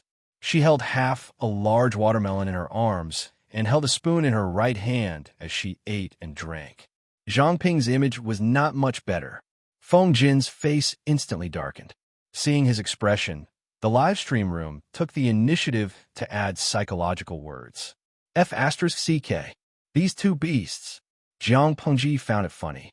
Feng Jin was born in an aristocratic family. His upbringing was very good. He would not curse at the slightest provocation. Feng Jin stepped forward and carefully avoided the watermelon skin that was scattered all over the ground. "My lord, what's the matter, Huayu?" Jiang Pengji raised her head. There was still a piece of watermelon seed at the corner of her mouth. She looked very innocent. Zhang Ping, on the other hand, knew how to maintain his image. He covered his mouth with his big sleeves and quietly wiped his mouth. He sat upright, but his stomach was a little full. He felt a little bloated when he stood up. Feng Jin took a deep breath and told himself to be patient. He did not want to lose his temper with such an unreliable lord. He said, "I just received news that something big happened in the south. The second prince's wife, Anyina, died suddenly. The cause of death is unknown." Jiang Pengji's brain worked for a moment. She remembered who Anyina was.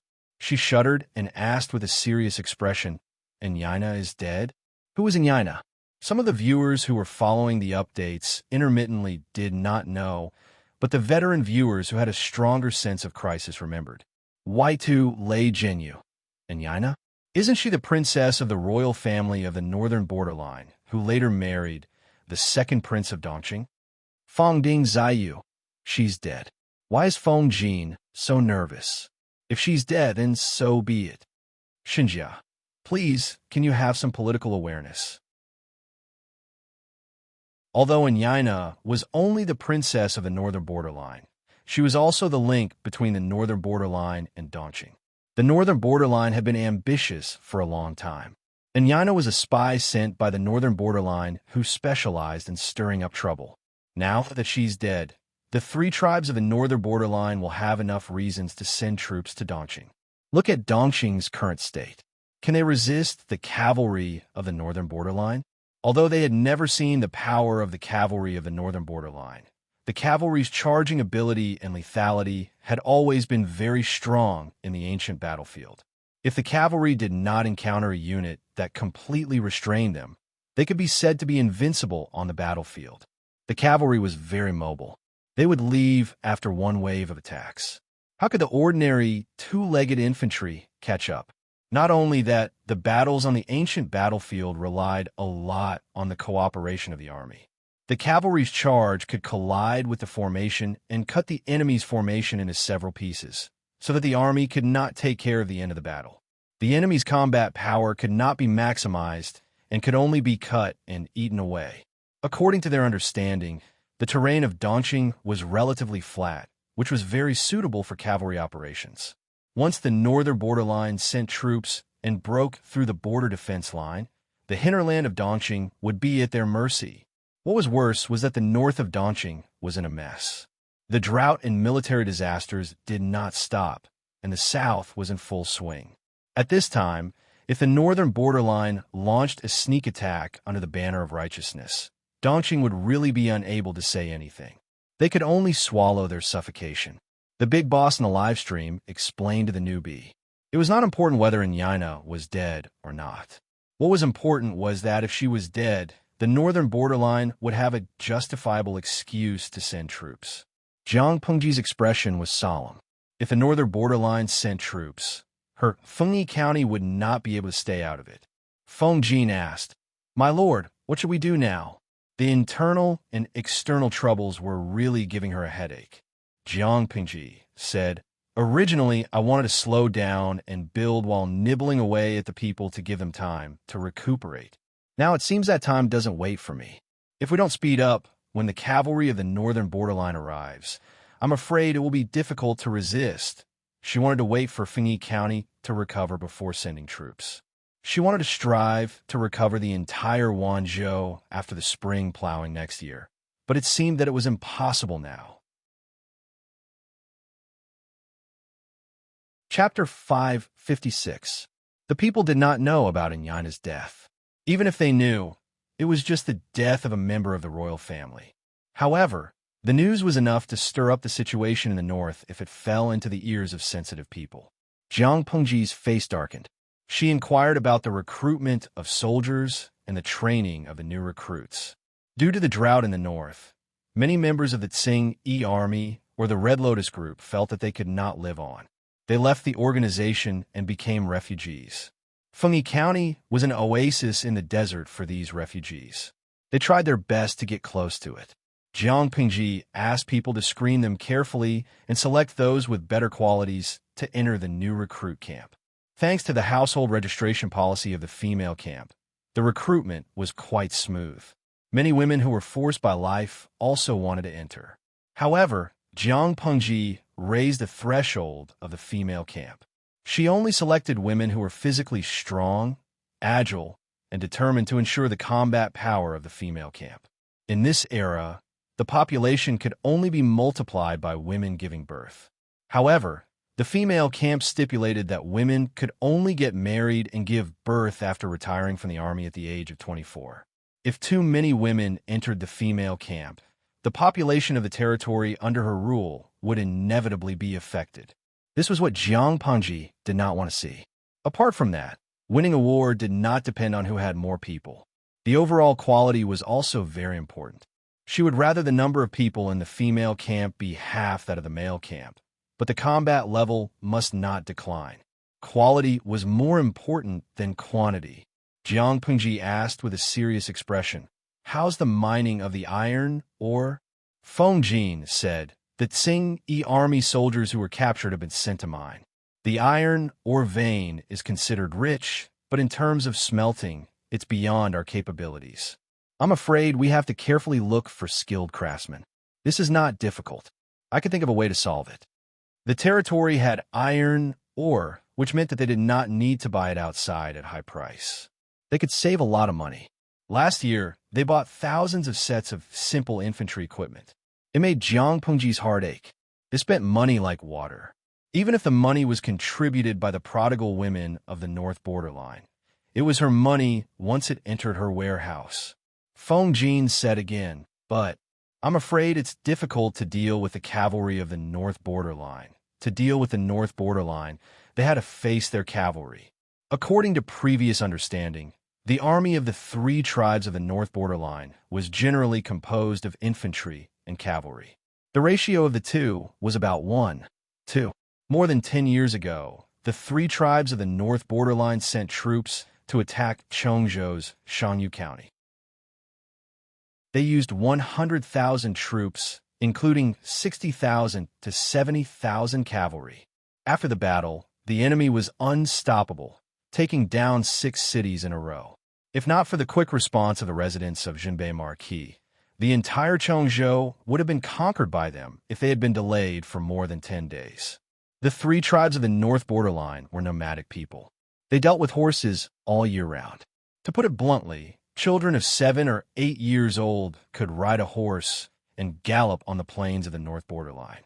If the nobles of Dongqing did not have the help of stirrups, they could not even climb up the back of a horse. Stirrups had just appeared in this era, but they were not widely used. Only a few aristocrats would equip their horses with simple stirrups. It was not easy to ride a horse these days, but many people who were skilled in horsemanship did not like to use stirrups. Take Li Yin, for example. He often rode a horse without stirrups.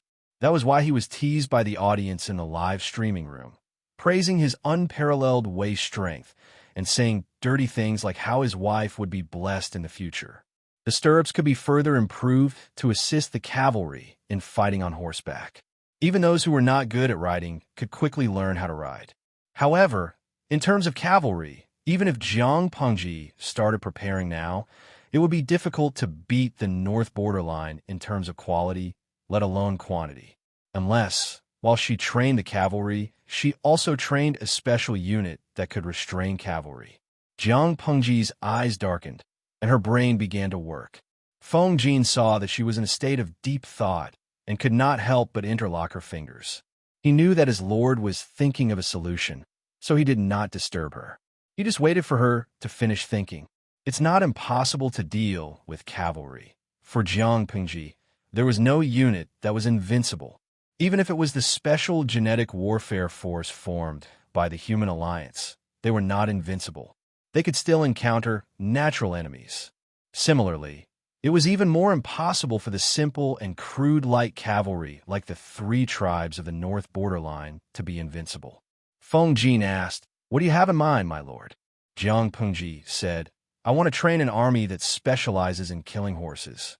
The horse farms of Dongqing are in Tsangzhou, and Tsangzhou is the territory of the Mangs. They are not on the same side as us.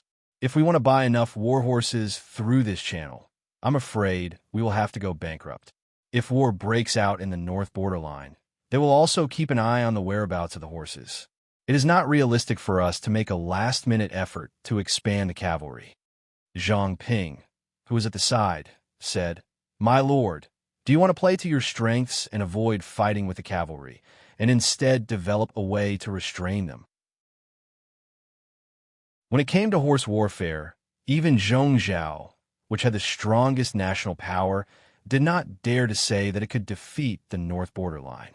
Instead of competing with the cavalry, it was better to find another way and develop a special unit that specialized in restraining the cavalry. This was indeed an idea. Jiang Pengji nodded and said, War horses are the other life of the cavalry. Once they lose their war horses, the cavalry is as fragile as a snail with its shell removed. We can now produce our own iron. We can make long swords and heavy shields. If we let different units work together, for example, there are soldiers who specialize in holding heavy shields to resist the cavalry's first charge, and there are other soldiers who use long swords or long spears to stab and kill the war horses. This was just an idea, and the actual implementation still needed to be tested. For example, how strong the cavalry's charge was, what kind of heavy shields and strength could block the enemy, and how to protect the rear formation from chaos. Jiang Pengji said again, Huayu, you have seen the penetrating power of the bed crossbow before, right? Bed crossbow? Using the bed crossbow to deal with the cavalry? Feng Ji nodded and said doubtfully, but the bed crossbow is heavy and not easy to move. If it's used against the cavalry, I'm afraid it's beyond our power.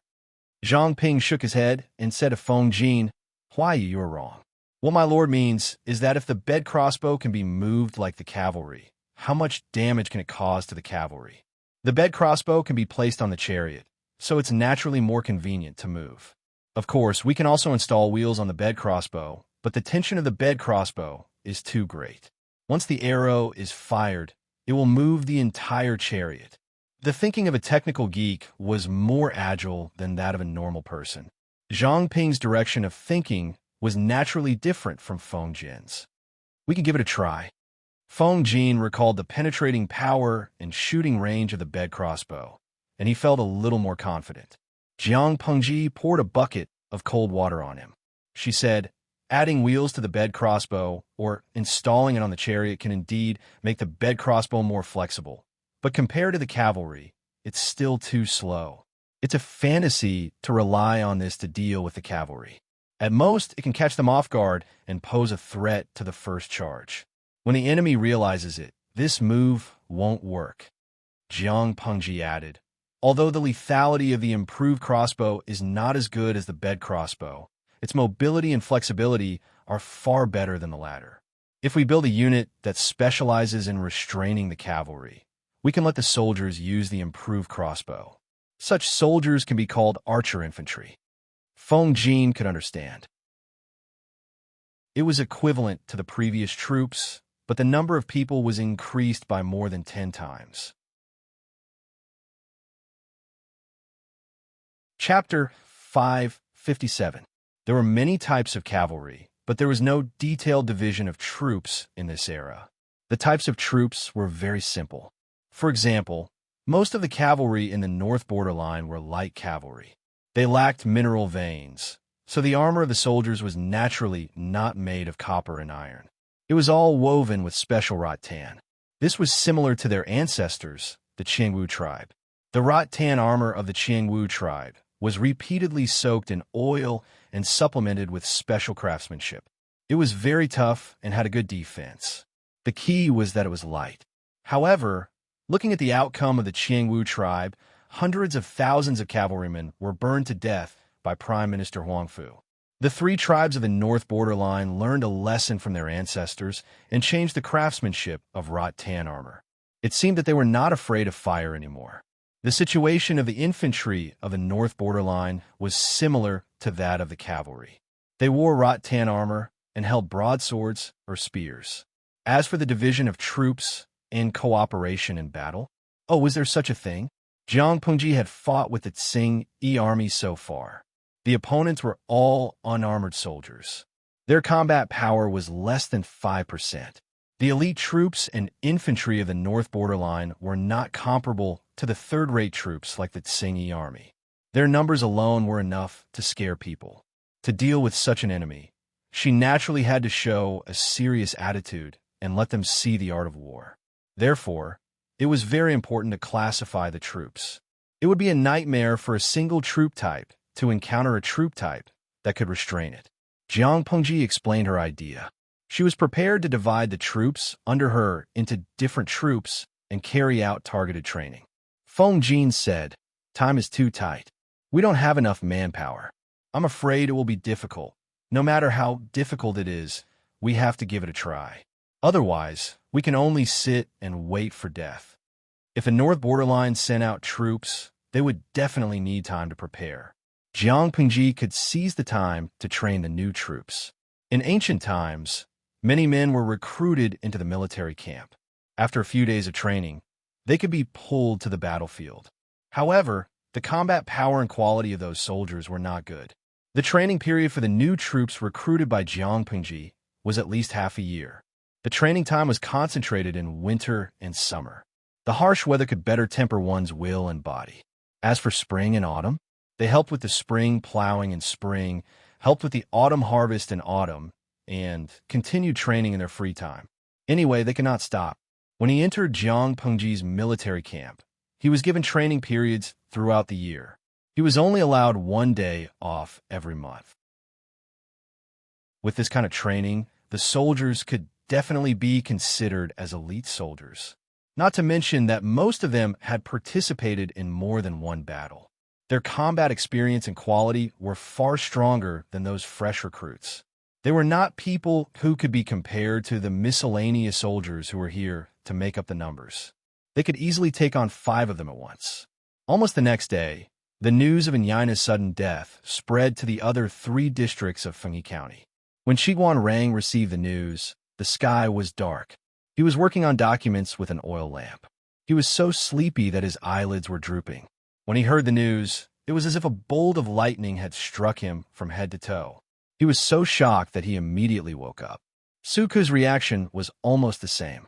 He dropped the work at hand, wrote a letter, and sent it to Xiangyang District overnight. The only ones who were calm and composed were Wei Ci and Yang Si of Qingan District. To be precise, there was only Wei Ci. Yang Si asked, "Why aren't you anxious?" The North Borderline has the ambition of wolves. When they send their troops this time, their military strength will definitely not be weak. How can the military strength of Chongzhou withstand their iron hooves? Once the borders are invaded, I'm afraid Dongqing will follow the same path as Nansheng. I'm afraid your lord's head will be in danger. Yang Si did not care who would be the emperor of Dongqing, but it definitely could not be the foreign tribes of the North Borderline. Wei Ci was not anxious. Instead, he laughed.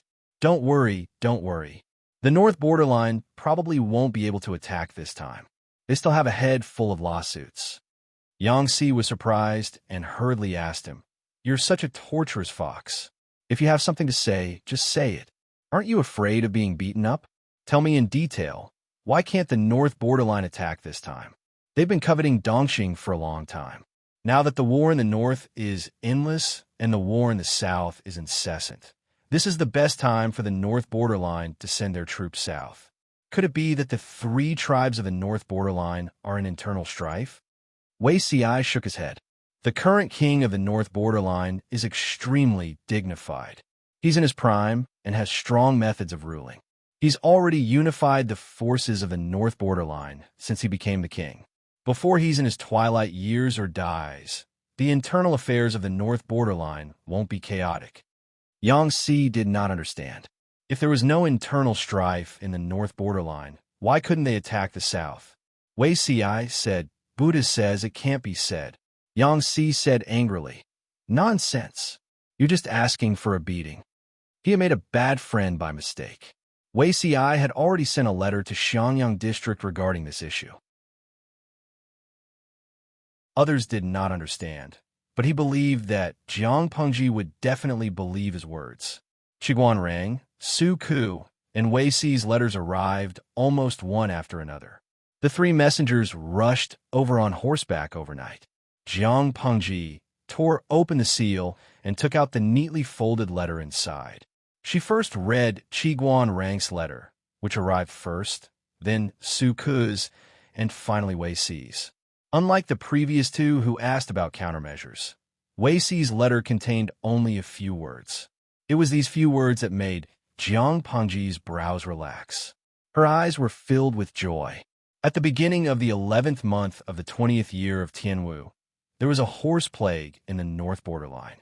The war horses contracted the disease and died suddenly. She read the letter, took a flint, and burned it to ashes.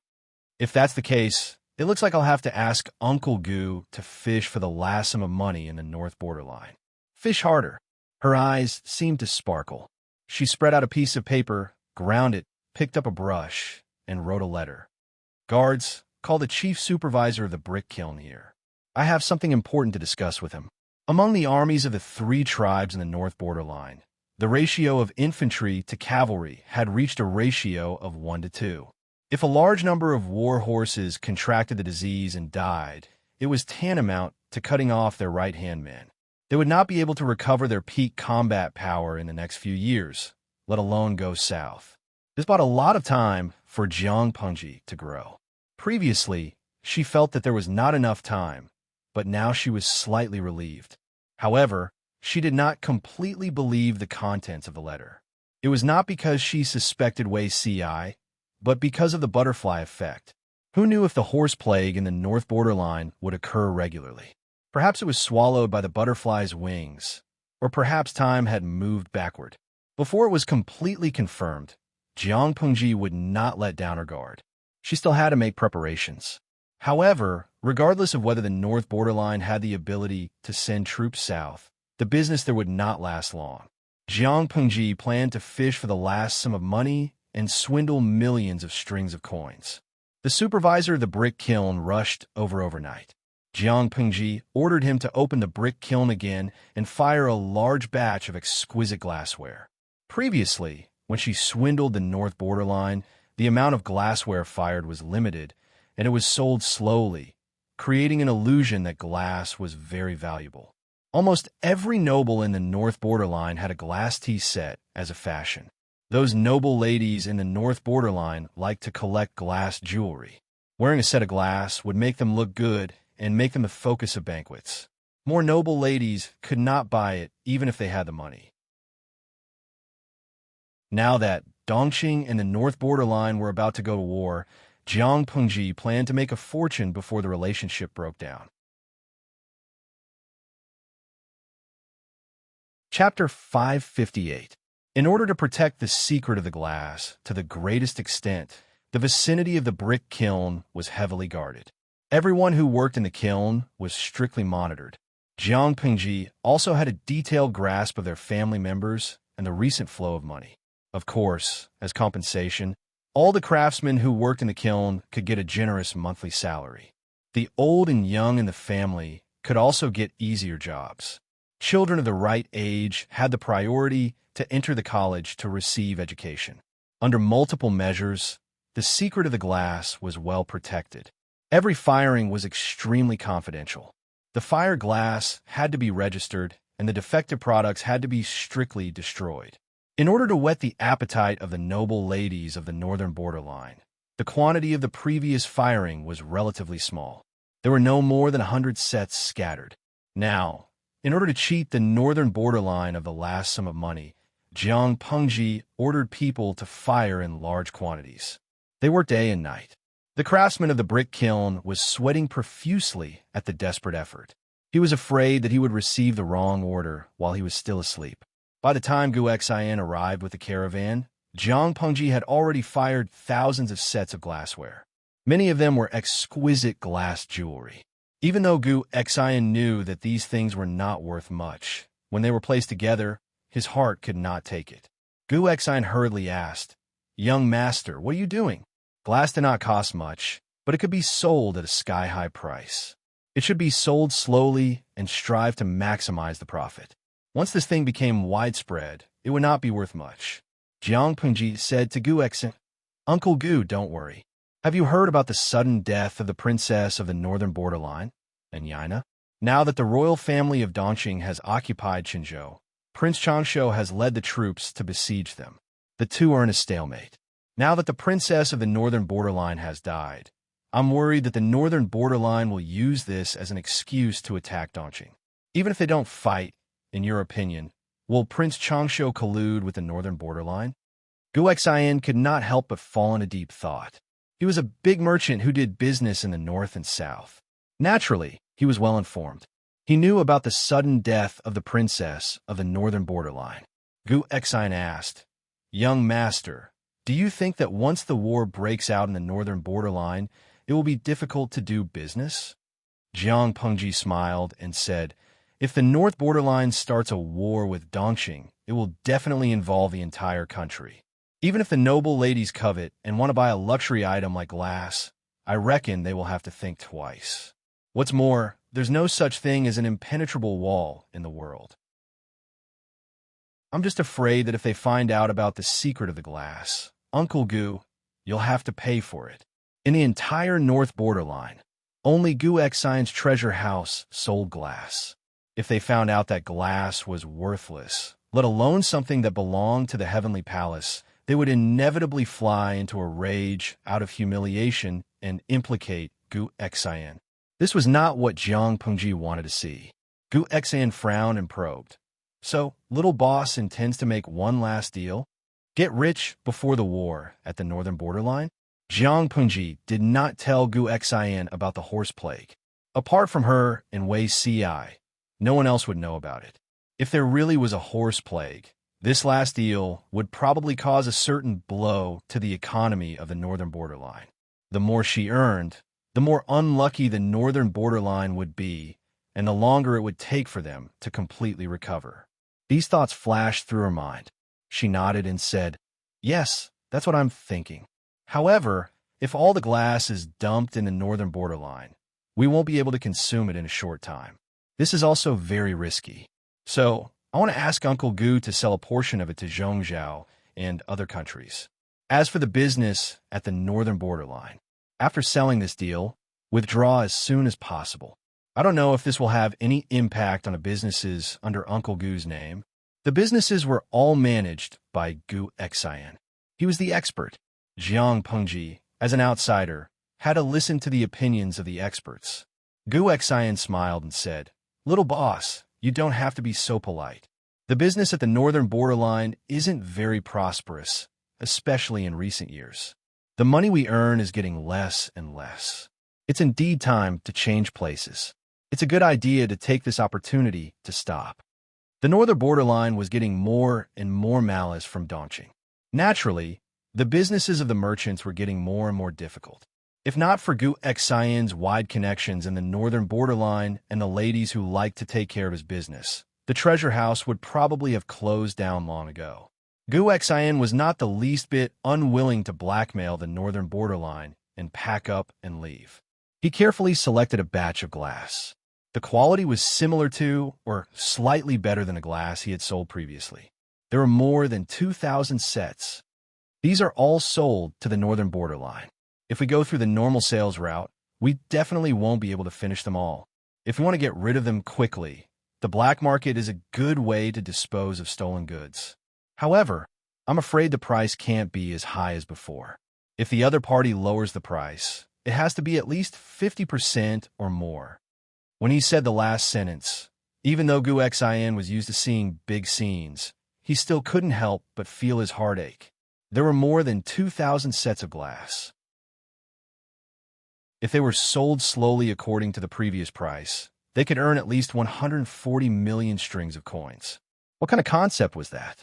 The national treasury of Dongqing in a normal year was only 150 million strings of coins.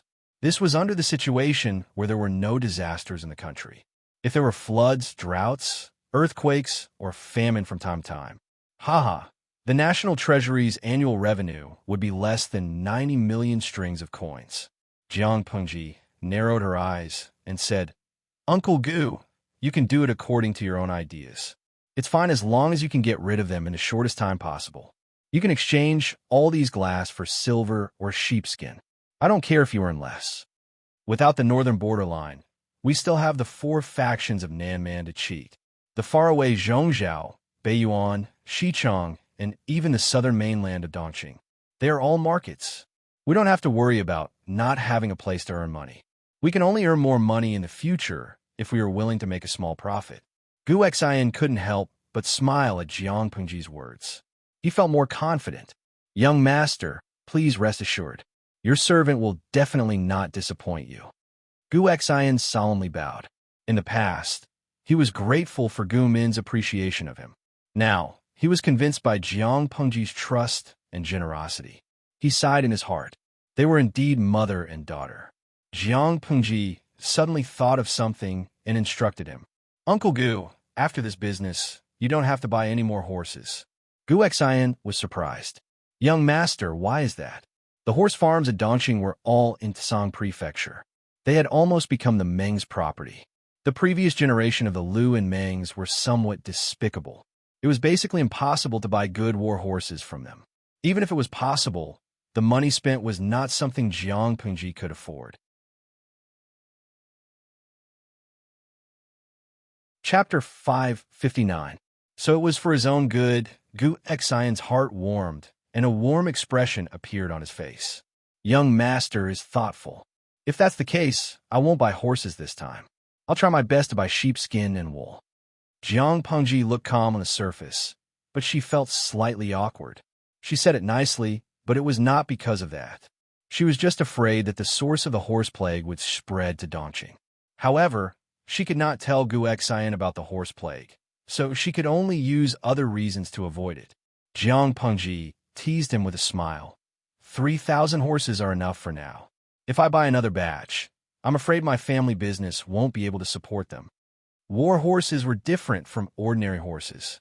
They ate better food and needed more meticulous care. The consumption was also more terrifying. Gu Xian exposed her with a smile. I believe other people's cries of poverty. Young master, aren't you fooling people by saying you're poor? Over the past half a year, Jiang Pengji had cheated a lot of money from the fools in the north borderline.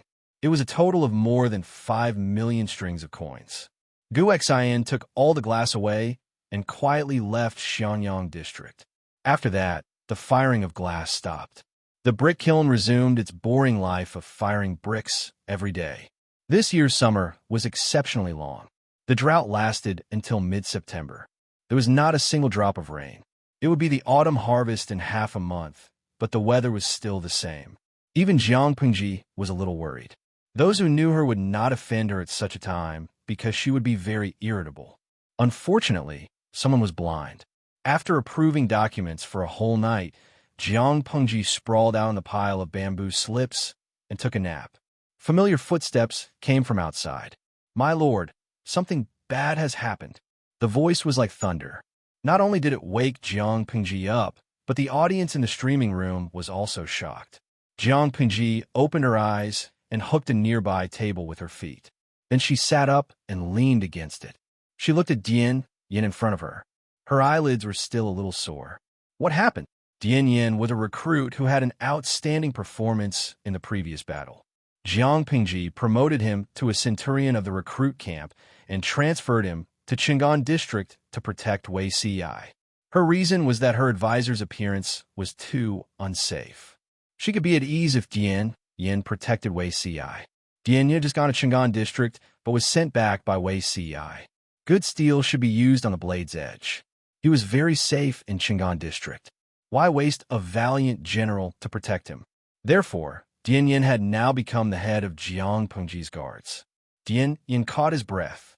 There are about 100 people outside the city. They claim to be the prefect of Fengyi County. They represent the prefect to supervise the counties and villages and announce government decrees. Jiang Pengji was stunned. What? What's that? She was still dizzy from exhaustion, but the viewers in the live broadcast room were very awake. They didn't understand what the term inspection deputy of the prefect meant, but they understood the term commander-in-chief. Zhang Fei was the one who beat the inspection deputy of prefect? Muming's little white rabbit. Damn, the streamer is going to live stream beating the deputy of the prefect? Ye Qingzhou. Speaking of the inspection deputy of the prefect, I can't help but think of the inspection deputy of the prefect who was beaten to death by Zhang Fei in the Romance of the Three Kingdoms. The scene of him whipping the inspection deputy of the prefect was super satisfying. Streamer, do you think the inspection deputy of the prefect and the inspection deputy of the prefect are the same? Kanglin Feishua, no. Didn't someone say that Liu Bei was the one who beat up the inspection deputy of the prefect in Three Kingdoms? Zhang Fei was the scapegoat. Vegetarian number. Zhang Fei was a fair-skinned young man with excellent calligraphy, but he was described as a black-skinned, burly man and a hothead in the Romance of the Three Kingdoms. Jiang Pengji glanced at the bullet screen in the live broadcast room. The various inspection deputy of the prefect made her dizzy. She rubbed the space between her eyebrows and said, "The inspection deputy of the prefect sent by the county chief of Fengyi County for an inspection?" Dian Yin said with an ugly expression. Yes, that's what that group of people said. According to the official position, Jiang Pengji was just a small district magistrate. At most, she was in charge of the affairs of Xiangyang district. There was also a county chief above her. Logically speaking, she had no right to extend her hands into the other 3 counties. But now, the entire Fengyi County belonged to her, and troops were stationed everywhere. She was not the county chief, but she was better than the county chief. Who the hell was that inspection deputy of the prefect? Jiang Pengji frowned. She was rather displeased, but she said, "Send someone to welcome him and test his intentions." Whether it was Xiangyang district, Chang'an district, Maolin district, or Jiaoping district, when they fell into the hands of the Tsing-Yi army, she did not see any local military forces in Fengyi County, nor did she see any effective resistance. The Tsing-Yi army relied on overwhelming numbers to break into the cities and wreak havoc in the villages. Now, she was about to tidy up Fengyi County, and the wastelands that were cultivated in Xiangyang district would be ready to harvest in about half a month. At this time, an inspection deputy of the prefect sent by the county chief appeared. Did he think she was as easy to fool as a 3-year-old child? Dian Yin answered, yes. The so-called inspection deputy of the prefect was actually the inspection deputy of the prefect, an important official in each county. He supervised the counties on behalf of the county chief and announced government decrees and justice. Although his position was low, the authority he held was not light. He conveyed religious orders, supervised subordinates, examined cases in prisons, and investigated illegal acts. He did everything he could. Even if Dian Yin did not investigate, Jiang Pengji could guess the inspection deputy of the prefect's intentions. The audience in the streaming room were not stupid. What could a minor official who came to inspect on behalf of his immediate superior be doing at this time? Zhongfei Yingxingchen, F***CK. These people are here to pick the ready-made fruit. Mizi, the streamer is the district magistrate of Xiangyang district appointed by the emperor. The inspection deputy of the prefect can't do anything to the streamer. At most, he can be picky and deliberately make things difficult for the streamer. However, I'm afraid that the streamer's Maolin district, Jiaoping district, and Chang'an district will have to be handed over. And Zhanghuan, F***CK, it can't be? Where are these people when the Tsing-Yi army was ravaging the people? Now that the streamer has used her own troops to recover the other 3 districts, a F***king inspection deputy of the prefect sent by the county chief jumped out. How shameless! Lao CG Lianming. Don't you know the streamer's character? Once it's in her hands, no one can covet it. If the inspection deputy of the prefect came to go through the formalities, he should be able to leave Xiangyang district safely. If he had ulterior motives, he would be beheaded. In the Romance of the 3 Kingdoms, Zhang Fei beat the inspection deputy of the prefect in a drunken rage, but at least no one died. If someone died, Liu Bei would not be able to bear the consequences. However, Jiang Pengji had 20,000 troops in her hands. Most of these 20,000 troops were veterans who had been on the battlefield and killed people. The newly recruited soldiers had also been trained for a whole summer. How could their combat qualities be compared to those ordinary soldiers who were born from the grassroots? If the inspection deputy of the prefect was blind and really made things difficult for Jiang Pengji and asked her to hand over the other 3 districts, if she was in a bad mood, someone would definitely die. Wan Buffa, Gaofi, bring a stool over and sit in the front row to watch the show. I'll bet a spicy strip that the inspection deputy of the prefect will be done for. Qiu Zhaizhao Zhongwagui Pu. I hope he has some sense and doesn't do anything stupid. I feel that the streamer has been in a particularly bad mood these few days. Chapter 560. The district magistrate was just a small official, and if the inspection deputy of the prefect went back and said a few bad things about him to the county chief, he would be in serious trouble. However, this was only for ordinary district magistrates. Was Jiang Pengji an ordinary district magistrate? The sun was blazing in the sky, and the air was extremely stuffy. The inspection deputy of the prefect and his entourage had been waiting outside the city for 2 whole hours, and they were sweating profusely from the heat. The plump inspection deputy of the prefect was even more disheveled. In order to take Jiang Pengji down a notch, he had put on a full set of clothes. Even with a manservant fanning him, he still felt extremely hot, and sweat kept seeping out of his pores, drenching his inner shirt. The people outside were sallow and emaciated, but his face was as plump as a full moon, with white and tender fat piled on his face. There was a hint of malice in his eyes, and his face was full of impatience and irritation, making him look unapproachable. The people lining up to enter the city would occasionally glance at them, lowering their heads and whispering to each other. Where did these officials come from? They're dressed in rich clothes. The middle-aged man beside him said, "It's said that they're the inspection deputy of the prefect from above. They're not good people." The inspection deputy of the prefect's position was light and powerful, and he often used his position to ask for bribes from his subordinates. Many people had no choice but to feign civility with him and secretly bribe him in order to keep their lowly positions. The more greedy inspection deputy of the prefect would even instruct others to exploit the villagers.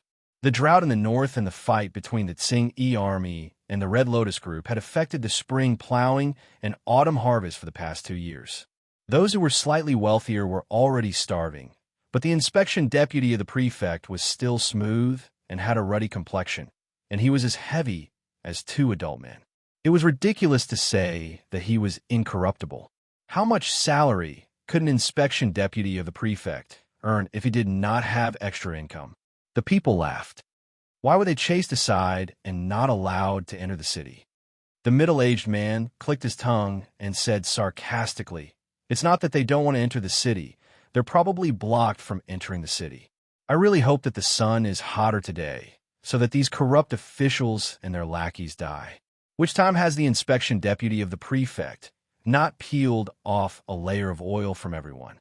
One of them said proudly, "Our district magistrate is different from those vermin of the past. If this inspection deputy of the prefect dares to mess around, I'll definitely break his legs." A few commoners discussed in whispers, occasionally glancing at the inspection deputy of prefect who kept raising his hand to wipe his sweat. On the other side, the inspection deputy of the prefect was already impatient from waiting. He urged his subordinates to hurry up again while thinking about how to punish Jiang Pengji. At this moment, there was a sudden commotion at the city gate.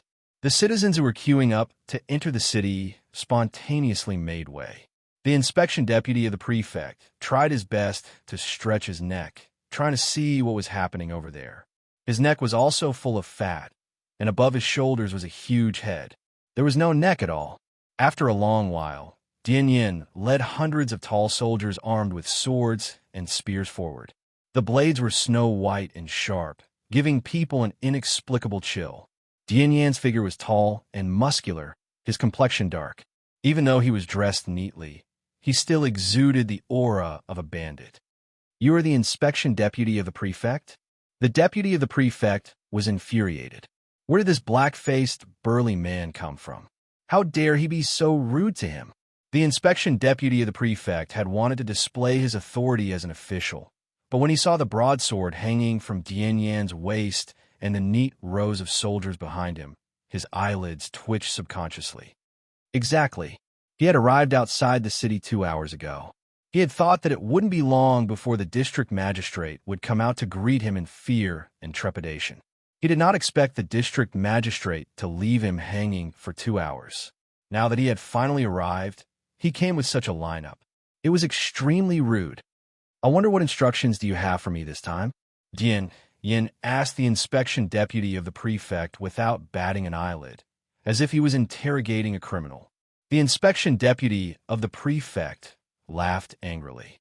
"I heard that the district magistrate of Xianyang district disregarded the laws of Dongqing and used his private troops without authorization to oppress the citizens of the other 3 districts in Fengyi County. As the inspection deputy of the prefect, I have the duty of patrolling and supervising. I followed the county chief's order to thoroughly investigate this matter and see if the district magistrate has any disloyal intentions. That was a serious matter. Yin secretly frowned. He knew that the inspection deputy of the prefect was up to no good, but he did not expect him to be so shameless as to directly threaten him. My lord has always served the country wholeheartedly. When has he ever had any disloyal intentions? The Tsing army has wreaked havoc in Fengyi County. If my lord had not taken pity on the citizens and dispatched troops to drive the Tsing army out, would the citizens of the other 3 districts have such peaceful days? This sentiment is clear to the sun and the moon. Dian Yin said, since the inspection deputy of the prefect has been ordered to thoroughly investigate this matter, I hope that you can carry it out impartially and prove my lord's innocence. The inspection deputy of the prefect felt a little better. It was good that he knew to be afraid. He knew that Lu Shi was Lu Shi's son, but so what?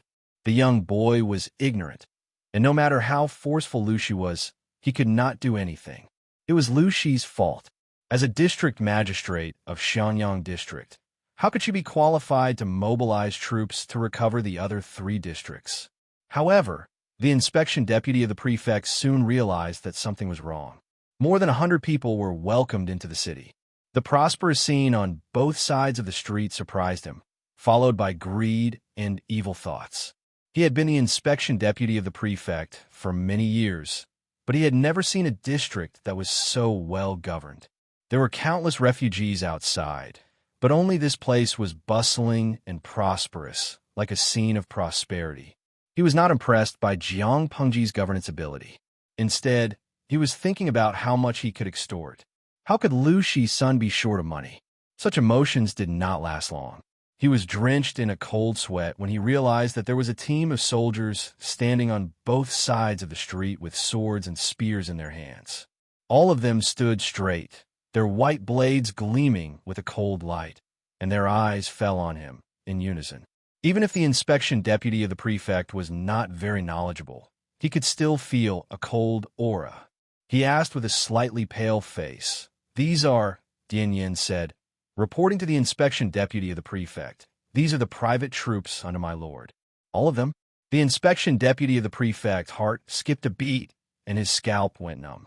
He did not dare to think about how many soldiers there were in the city. Dian Yin sneered and pretended to be concerned. "Inspection deputy of the prefect, what's wrong with you? These soldiers are so mighty. District magistrate Lu has trained his troops well." Dian Yin continued, "Exactly. All of these soldiers have been on the battlefield and killed the Tsing army. They are extremely brave. All of them have seen blood." The inspection deputy of the prefect broke out in a cold sweat. He finally understood why he felt that the air was strangely cold after entering the city. Damn, it was the murderous aura. If he had not been sitting in the open carriage, the inspection deputy of the prefect's legs would have turned to jelly and he would have collapsed. He had to mentally prepare himself not to be frightened by such a large lineup. No matter how powerful Lu Shi was, could he be more powerful than the law? If he did not want to be accused of treason, he must hand over Jiaoping District, Chang'an District, and Maolin District today. Thinking of this, the inspection deputy of the prefect felt a little more confident. At the entrance of the district headquarters, there were 2 guards standing on both sides of the gate, looking straight ahead. The inspection deputy of the prefect craned his neck, but did not see the person suspected to be Lu Shi. Why didn't he come out to welcome him? Dian Yin said, "Inspection deputy of the prefect, my lord is already waiting for you in the main hall." This attitude made the inspection deputy of the prefect, who was always flattered and worshipped wherever he went, extremely displeased, but he could not vent his dissatisfaction. He stepped on the stool of the sedan chair and got down. The guard behind him were about to follow, but the soldiers on both sides suddenly swarmed forward and captured all of them. The inspection deputy of the prefect's expression changed drastically, and his eyes widened in shock. "You want to rebel?" Dian Yin smiled and captured the guards on both sides of the inspection deputy of the prefect, removing the weapons in their hands.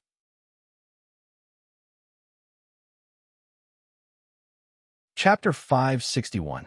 The inspection deputy of the prefect's chest rose and fell rapidly, and sweat trickled down his chubby face. It looked greasy, and one could touch a handful of oil with just a touch. You dare? Do you think I will harm your county magistrate? The inspection deputy of the prefect had already been scared out of his wits by the murderous aura of the 2 rows of soldiers, and now he felt extremely insecure. Now that his guards had been taken down and their weapons had been taken away, he felt like a salted fish on the chopping block who was struggling to catch his breath. He flapped his tail in an attempt to escape, sweating even more profusely. Dian Yin smiled and said, "Of course I'm not afraid. With your abilities, who can you hurt?" The inspection deputy of the prefect fell silent for a moment, feeling that he had been underestimated. Although Dian Yin believed that he would not harm Jiang Pengji, why did his words carry a hint of disdain? A salted fish was a salted fish. Apart from struggling a little, what else could it do? Dian Yin stretched out his hand, gesturing to invite the prefect to enter the district headquarters. "Deputy Prefect, this way. My lord has been waiting for you in the main hall for a long time." The inspection deputy of the prefect swallowed nervously. His inner shirt was already drenched in sweat and stuck to his skin, making him very uncomfortable. Striding forward with his strong legs, the inspection deputy of the prefect followed Dian Yin into the district headquarters. The deputy of the prefect thought that since Xianyang district was so prosperous, the district headquarters should be extremely luxurious, but that was not the case. If Dian Yin hadn't said that this was the district headquarters, he would have suspected that he had run into the house of a destitute aristocratic family. There are no fake mountains or flowers in the garden, nor were there any pavilions, terraces, or pavilions. There is only a piece of empty land with a few bamboo, clothes-drying racks placed beside it.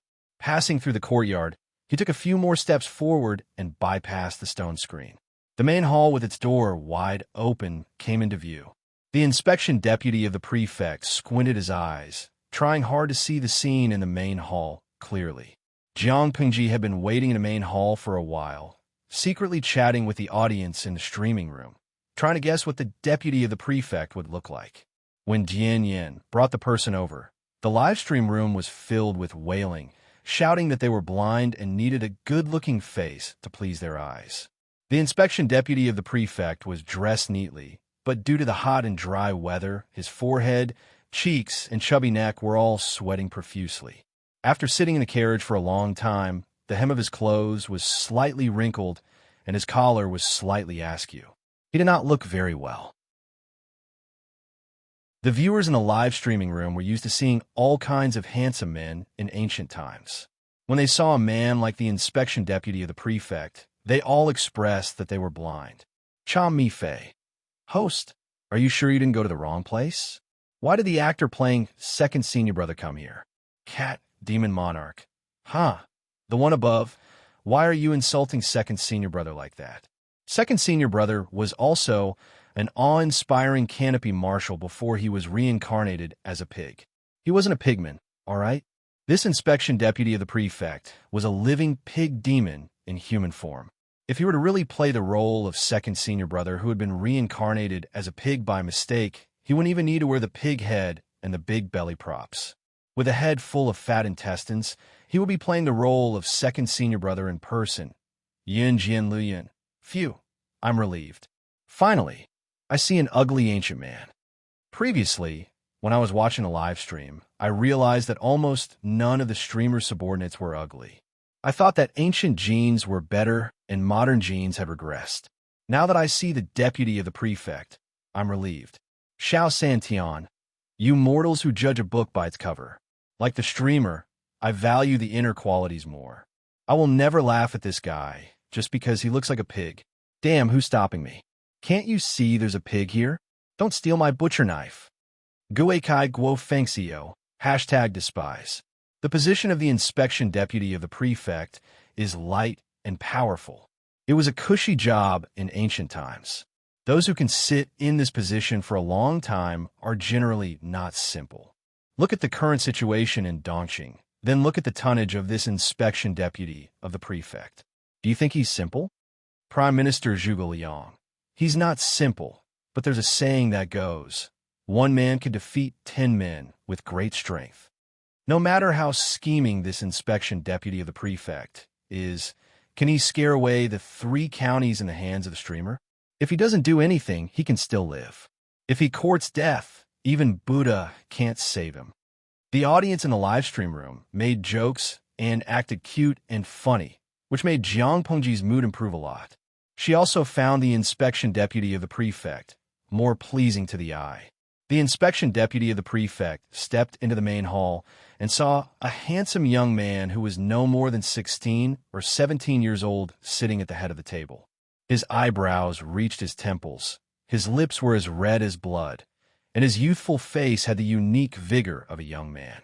The corners of his eyes were slightly tilted, and his moderately thick lips were tightly pursed, giving off an inexplicable sense of dominance.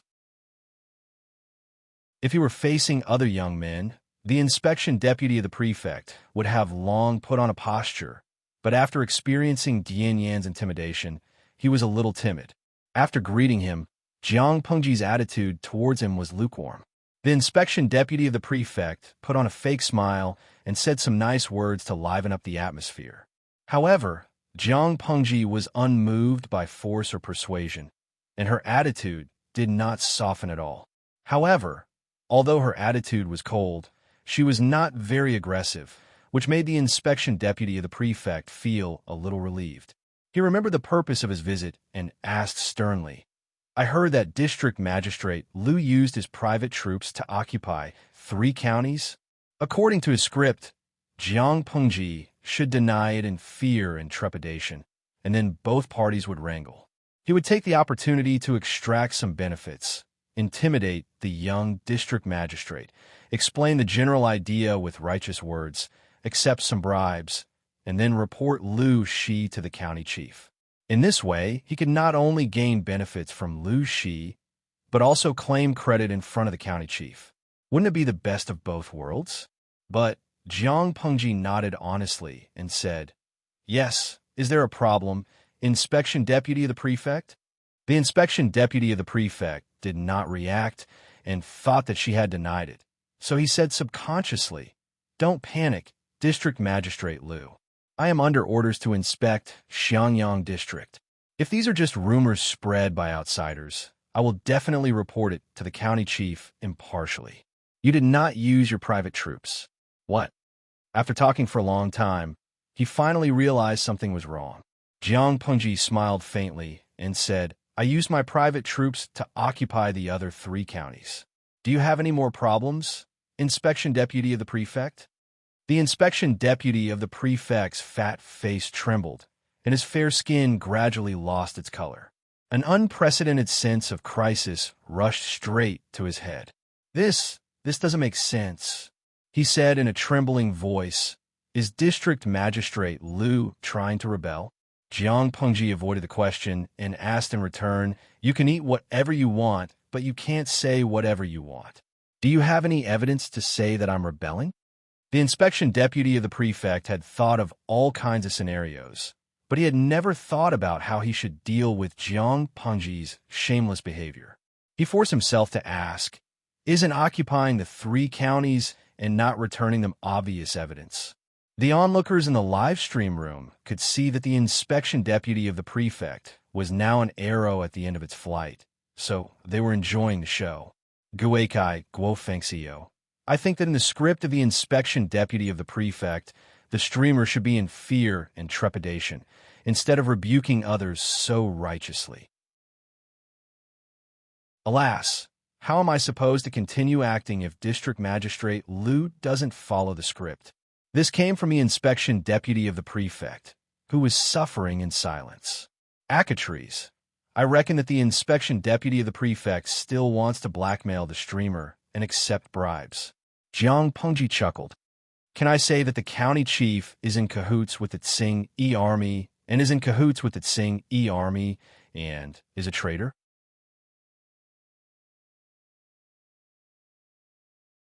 Chapter 562. Don't use uncommon words. Ha ha. I'm dying of laughter. I'm not convinced by anything. I'm only convinced by the streamer. Lazy otaku. There are always stupid mortals who want to die. Isn't it good to be alive? The Fairy Queen's Crimson. The streamer's words are both threatening and cursing. If I were the county chief, I would have been too ashamed to face anyone. As the county chief, he couldn't protect the people under his rule, so he ran away to avoid the limelight when there was a disaster. Now that the streamer has taken back the place, driven away the bandits, and taken care of the territory in good order, now he wants to stand out and use his power to oppress others. Bah! My pig teammate. You can't say that, can you? These 3 districts do not belong to the streamer. After all, he is the county chief, the opposite god's rival. So what if he is the county chief? Is it still a hereditary system where the son inherits the father's business? Fungi County does not belong to them. Where were they when the Tsing army attacked? Did they lead the people and soldiers to resist the foreign bandits? They did nothing, and no one knew where they had taken refuge. Now that they have settled down, they want to pick the fruits. Dream on. I support the streamer's criticism. Jiang Pingji thought that the county chief of Fungi County had died in the disaster of war. As the audience in the live stream said, whoever had the ability to pick the fruits that she had cultivated was welcome to try. Sending an inspection deputy of the prefect who assumed the authority of a tiger to oppress others and snatch the 3 districts from her hands. Even a daydream was not that beautiful. The inspection deputy of the prefect only swallowed his anger after a long while and said with a livid face, "How can the 2 be lumped together? District Magistrate Liu, don't try to change the topic. We are talking about your private mobilization of troops to occupy the 3 districts, not about the county chief's personal words and deeds." Jiang Pengji snorted contemptuously. Why can't they be lumped together? When the Tsing army attacked, the county chief did not appease the people and did not lead the people and soldiers to resist the foreign enemies. Instead, he took his family and money and fled in the night. What right does he have to say that I, Lu Shi, am in the wrong just because of this? The inspection deputy of the prefect reminded me of one thing. If this matter is written into a memorial and submitted to His Majesty, how will His Majesty decide? The inspection deputy of the prefect's face was livid and bloodless. Facing the pressure exerted by her, his fat body trembled involuntarily. Fleeing from the bandit army without putting up a fight was enough for the prefectural governor to lose his position. What was even more shameless was that the county chief wanted to take advantage of Jiang Pengji. He tried to snatch away her painstaking efforts and then claim the credit for driving away the Tsing army. He would write a lengthy memorial to the throne and claim credit in front of the emperor to pave his way to a higher position. How could such a small thought escape Jiang Pengji's eyes? The inspection deputy of the prefect stammered. "District Magistrate Liu, you are threatening," Jiang Pengji said calmly. "Recovering the 3 districts is my credit. Even if I'm willing to hand over the 3 counties to your county governor, let me ask you a face-slapping question. How can he guard the 3 counties with that little bit of ability? If you don't have the ability, don't take on this job. The enemy can destroy a county in just 3 to 5 days, but if the people want to rebuild the county, it may take 3 to 5 years. Deputy of the prefect, do you understand this?" She was just short of pointing at his nose and saying, "You can't do it." How could the inspection deputy of the prefect keep his face after being questioned and mocked by a young man like this? In the past, when he was inspecting the villages and counties, which official did not flatter him? Now that he was no longer in the limelight, he was being ridiculed by a fledgling kid. One could imagine how big the gap was. The inspection deputy of the prefect looked at Jiang Pengji coldly. The anger in his heart suppressed his fear, and he threatened her with a fake smile. "In that case, you could go ahead and do it, District Magistrate Liu. To put it bluntly, officialdom is not a child's game. You can't rise to the top just because you have the ability. The county governor is giving you face. District Magistrate Liu, you'd better stop while you're ahead. If it weren't for the county governor's respect for your father, he would have sent a memorial to Qinzhou and sued you. It might even cost you your life. A mere district magistrate suing the county governor. Who did this kid think he was? Jiang Pengji snorted. She looked calm and was not intimidated by the harsh words of the inspection deputy of the prefect at all. She clapped her hands. The sound of her clapping was crisp and clear. The inspection deputy of the prefect's heart suddenly tightened, and he could not sit still. Outside the door, Dian Yin heard the sound and came in with a long box in his hands. The fat on the inspection deputy of the prefect's face squeezed his eyes into slits. He tried his best to widen his eyes, not daring to look away. "What are you doing?" Jiang Pengji said. "I'm showing you a treasure." "Treasure?" The inspection deputy of the prefect's mind began to spin. Could it be that District Magistrate Liu was only acting tough on the surface, but he was actually frightened? If not, why did this person want to show him a treasure? At that moment, various guesses flashed through the inspection deputy of the prefect's mind. He saw Dian Yin respectfully place the long box in front of him. The black-faced, brawny man with a terrifying aura moved cautiously, which made the inspection deputy of the prefect even more convinced that there was a precious treasure inside. Ha! She was so rude to him just now, and now she wants to bribe him with a treasure? The inspection deputy of the prefect's heart skipped a beat, and he despised Jiang Pengji even more. Was he such an easy person to get rid of? As he thought about it, he reached out and opened the box. There was a long knife with unparalleled sharpness lying inside, and the reflection of light at that moment stung his eyes. The inspection deputy of the prefect silently looked up at Dian Yin, who was half squatting down, only to see that the black-faced, brawny man had already placed his hand on the handle of the knife, picked it up easily, and placed the blade against his own neck. The inspection deputy of the prefect was dumbfounded by the sudden turn of events, and he dared not move an inch. District Magistrate Liu, the inspection deputy of the prefect, swallowed nervously, cold sweat dripping down his forehead. The oily sweat slid down his cheeks and flowed past his chin, wetting the collar of his shirt. His plump body trembled like a sieve, and he looked extremely pitiful. I think the head of the inspection deputy of the prefect is quite stout. Chop it off and hang it in front of the door. It should be able to exorcise evil spirits. Jiang Pengji asked Dian Yin. Dian Yan's face was cold as he waited for his lord's instructions. "My head can't exorcise evil spirits," the inspection deputy of the prefect said pitifully, even changing the way he addressed himself. Jiang Pengji said, "I'm a young man in the ways of officialdom, so of course I'm not as experienced and ruthless as you. But I'm clear about one thing. I have troops in my hands, but the county chief doesn't. Even if His Majesty backs him up, he still won't be able to take back the 3 districts, let alone defend them. Go back and make it clear to him. I respect him as the county chief, but if he doesn't, given the situation in the north, it's normal for 1 or 2 county chiefs to die." The inspection deputy of the prefect was burning with rage, but his life was more important.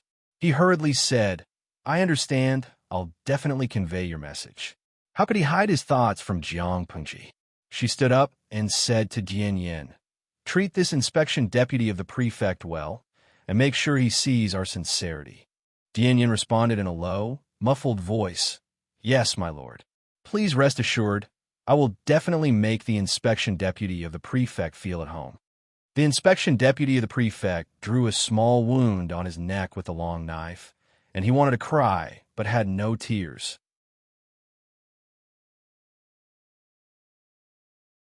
Chapter 563.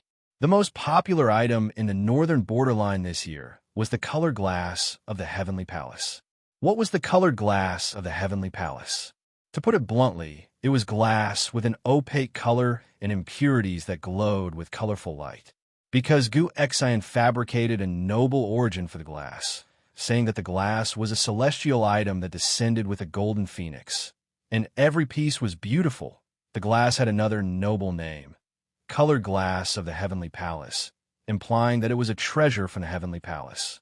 The first lady to buy the colored glass of the Heavenly Palace became the focus of the circle of noble women in the northern borderline. Wherever she went, other people's eyes followed her. They were all fascinated by the dragon and phoenix hairpins on her temples. She also became the object of jealousy of many noble ladies. Those noble ladies kept urging their servants to ask for information from the treasure house. They insisted on getting the same or even better glass hairpins. The hairpin was translucent, with a dragon and a phoenix entwined together. The scales of the dragon and the feathers of the phoenix were fine and lifelike. The phoenix spread its wings as if it was about to fly, and the handsome dragon looked like it was about to soar to the ninth heaven. A string of transparent beads was held in the mouth of the phoenix and the dragon, which was shining brightly under the light. Women could not resist such beautiful and shiny things, but there was no news from the treasure house. Facing so many jealous and hateful gazes, the lady enjoyed it very much. Thanks to her free publicity, the colored glass of the heavenly palace quickly became popular in the circle of noble women in the northern borderline. As a businessman, Gu Xin whetted everyone's appetite and then found an opportunity to launch new glass products. The glass tea set sold very well, but the most popular was the jewelry, and each piece sold at a very high price. In the past year, Gu Xion's treasure house had sold hundreds of pieces, and the profits were so great that it made people jealous. The merchants of the northern borderline also wanted to make this money, but they had no way to get such good things, and could only watch Gu Xion make money. It could be said that in the past year, the glass had become the symbol of the status of the nobles in the northern borderline. Every family had at least one set, and they could not show their generosity at all. Which noblewoman did not wear one or two pieces of glass jewelry, seemed to be too ashamed to go out and not dare to entertain guests. Among them, the most generous noblewoman was Wu Liba's wife. Her family ran a business, and her husband was a wise man whom the king of the northern borderline relied heavily on. Every time the treasure house had a new product, she was always the first to get the news and contributed a lot of money. Among all the noble women of the northern borderline, she was the only one who had collected several sets of glass jewelry. Every time she went out to a banquet, she attracted the attention of most people. Full of heroic spirit, as the saying went, follow the example of your superiors. This saying was not only applicable in Dongqing, but also in the north borderline. Wu Liba's wife had a very high status in the circle of aristocratic ladies. They admired these colored glass of the heavenly palace. Naturally, those aristocratic ladies with slightly lower status also coveted them. However, they were not as wealthy as the other ladies. By the time they received news that the treasure house was stocking up, the items had already been bought. Things that couldn't be bought even if one had money could better reflect one's noble status. In order to satisfy the needs of these noble ladies, Gu Xin smiled bitterly and agreed to help them search. Only then did they give up. They waited, and waited. They waited anxiously, and finally, the news from the treasure house came. This was the largest in history. There were a total of 20 sets of colored glass of the heavenly palace jewelry that were in relatively perfect condition. This news caused waves of ripples in the circle of aristocratic ladies of the north borderline. The treasure house was filled with carriages and servants from various mansions. Wu Liba's wife was still the vanguard. She generously spent 670,000 strings of coins to buy 2 of the most gorgeous and beautiful jewelry sets. The other ladies wanted to fight for it, but they weighed their own family assets. No matter what, they couldn't compare to the family's business. Therefore, they could only settle for the next best thing, which was to buy other jewelry. The treasure house was very discerning and respectfully offered a set. It was sent to the imperial harem of the north borderline and given to the most honorable woman. The Empress was also very interesting. After receiving it, she dressed up and held a banquet to show off. For a time, from the top to the bottom, the aristocratic families of the north borderline valued the colored glass of the heavenly palace. The only fly in the ointment was that this thing was fragile and fragile. But thinking about it, even fine jade would shatter if it fell to the ground. The colored glass of the heavenly palace should also be a jade stone from the sky. It was normal for it to shatter accidentally. Under such a trend, many businessmen coveted this thing to the extreme. They wanted nothing more than to replace the treasure house. The colored glass of the heavenly palace in the black market of the north borderline was even more priceless. Doing business could easily earn millions of strings of coins. Who wouldn't be envious? Soon, their opportunity came. They used money to try to bribe the servants and stewards of the treasure house. After spending money and beauties, they finally relented after nearly a year. What? The head of a business in the north borderline trembled. The wine in his hand almost spilled. He said in surprise, "The number of pieces of the colored glass of the heavenly palace unearthed in May County wasn't just over 200, but over 2,000? Most of them are in the hands of that old fox, Gu Xian." The steward of the treasure house, who had been instigated to defect, nodded, but immediately revealed a resentful expression. "That Gu Xian has made a lot of money, but he's very greedy. He only cares about filling his own pockets and doesn't care about my old partner at all. This time, if it weren't for your kindness, I'm afraid that my family would have been ruined." The steward of the treasure house sighed with a bitter expression. The head of the business in the north borderline snickered in his heart. If he hadn't used a scheme to frame the steward's family, causing him to owe a huge debt, this fat fish probably wouldn't have taken the bait, and he wouldn't have been able to know such shocking news. This Gu Xian is really an old fox. The head of the business pretended to be surprised and asked, "Since he has so many goods, why does he keep hiding that he doesn't have any?" The steward of the treasure house asked with a bitter smile, "You're also a businessman. How can you not know that the rarer something is, the greater its value? The fewer things there are, the more people want it, and the higher the price they offer. Only then can the colored glass of the heavenly palace be sold at a good price. If they were all displayed at once, how could they sell so well? Gu Xian has used this method too many times, but there are still so many people rushing to give him money." Sigh. The steward of the treasure house sighed. The head of the business stroked his beard and smiled. Business is business. Speaking of businessmen, I quite admire Gu Xian.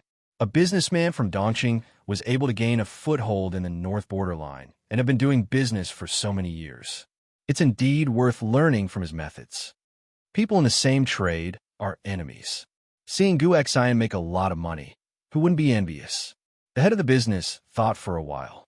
If he had so many colored glass of the heavenly palace, he would probably sell them as soon as possible. How could he be like Gu Xian, patiently operating it and raising its value to the peak? Admittedly, Gu Xian didn't sell much, but he did earn a lot of money. However, it was a pity that Gu Xian did a good business and was good at managing his subordinates, but his ability to guard against thieves, TSK.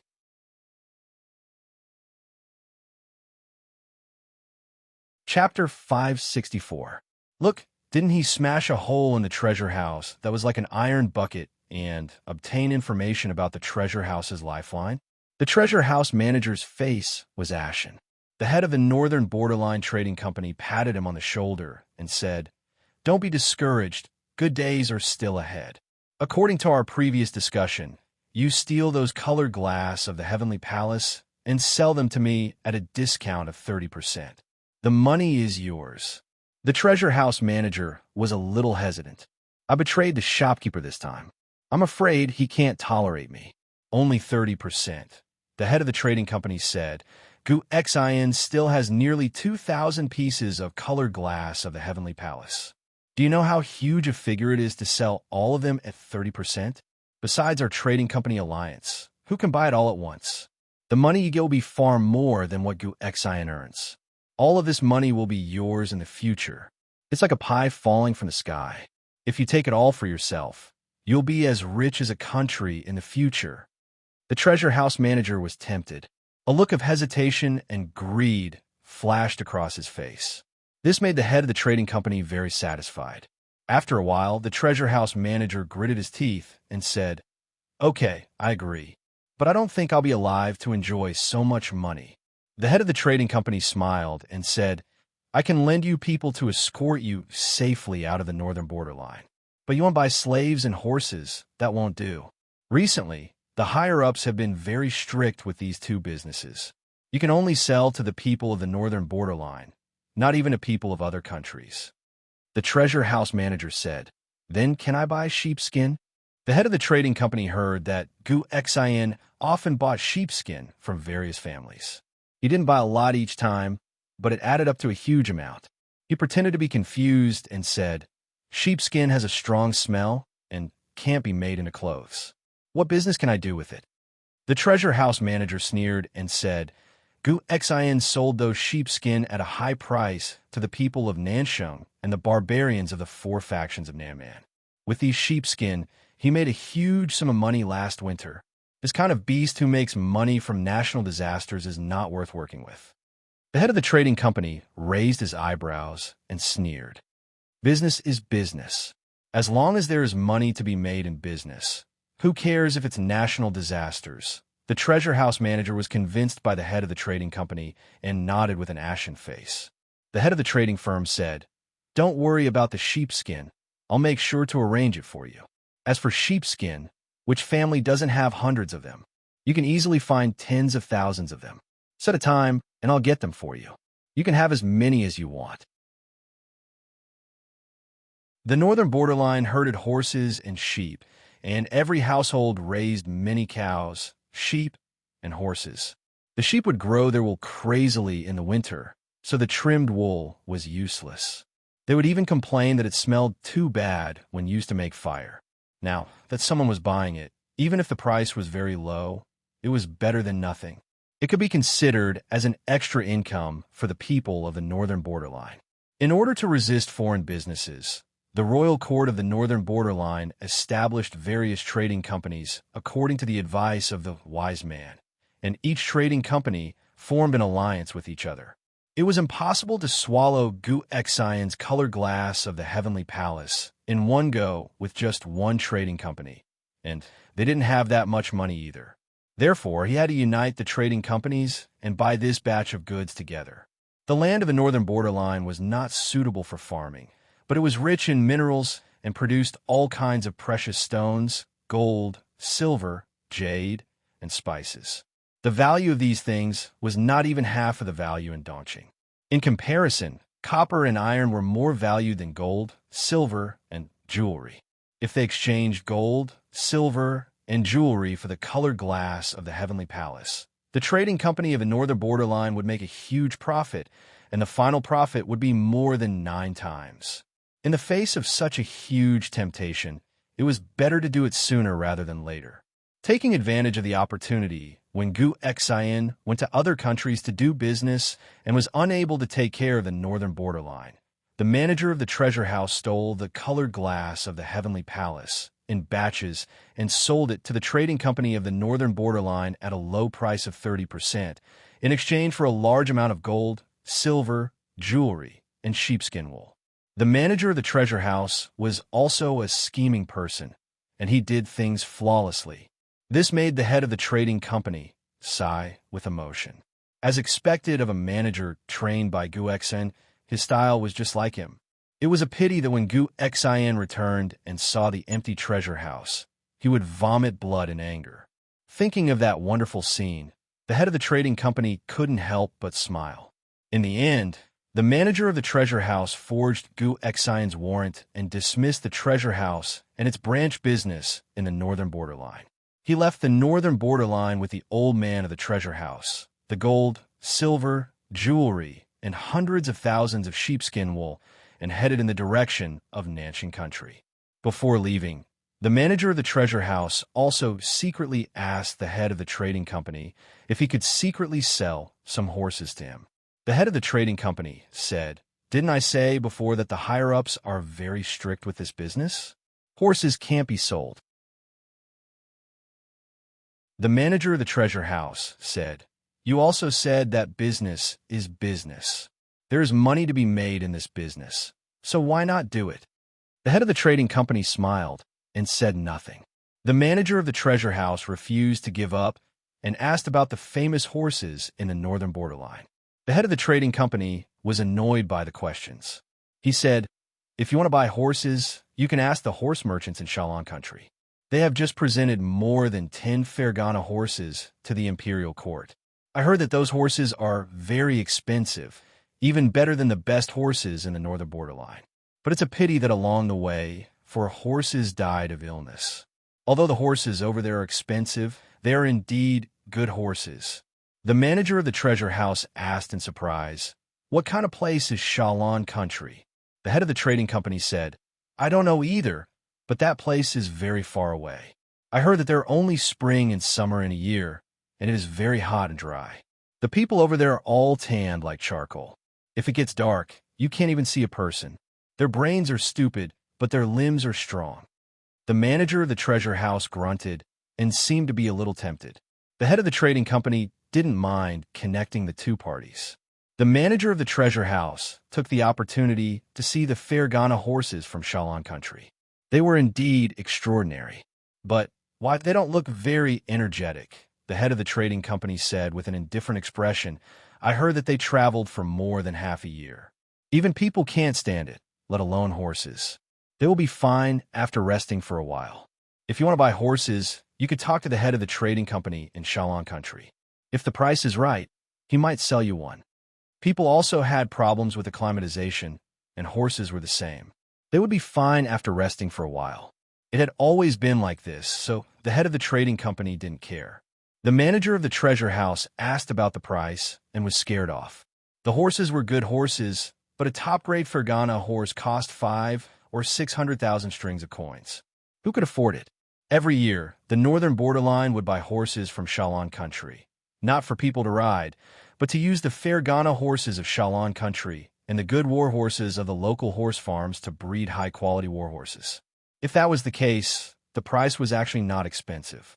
Seeing that the manager of the treasure house was scared off, the head of the trading company laughed secretly.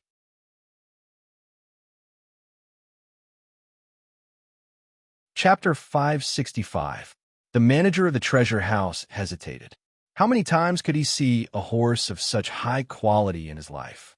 However, when he thought of the value of a Fergana horse as high as 5 to 600,000 strings of coins, he was scared off and shook his head like a rattle drum.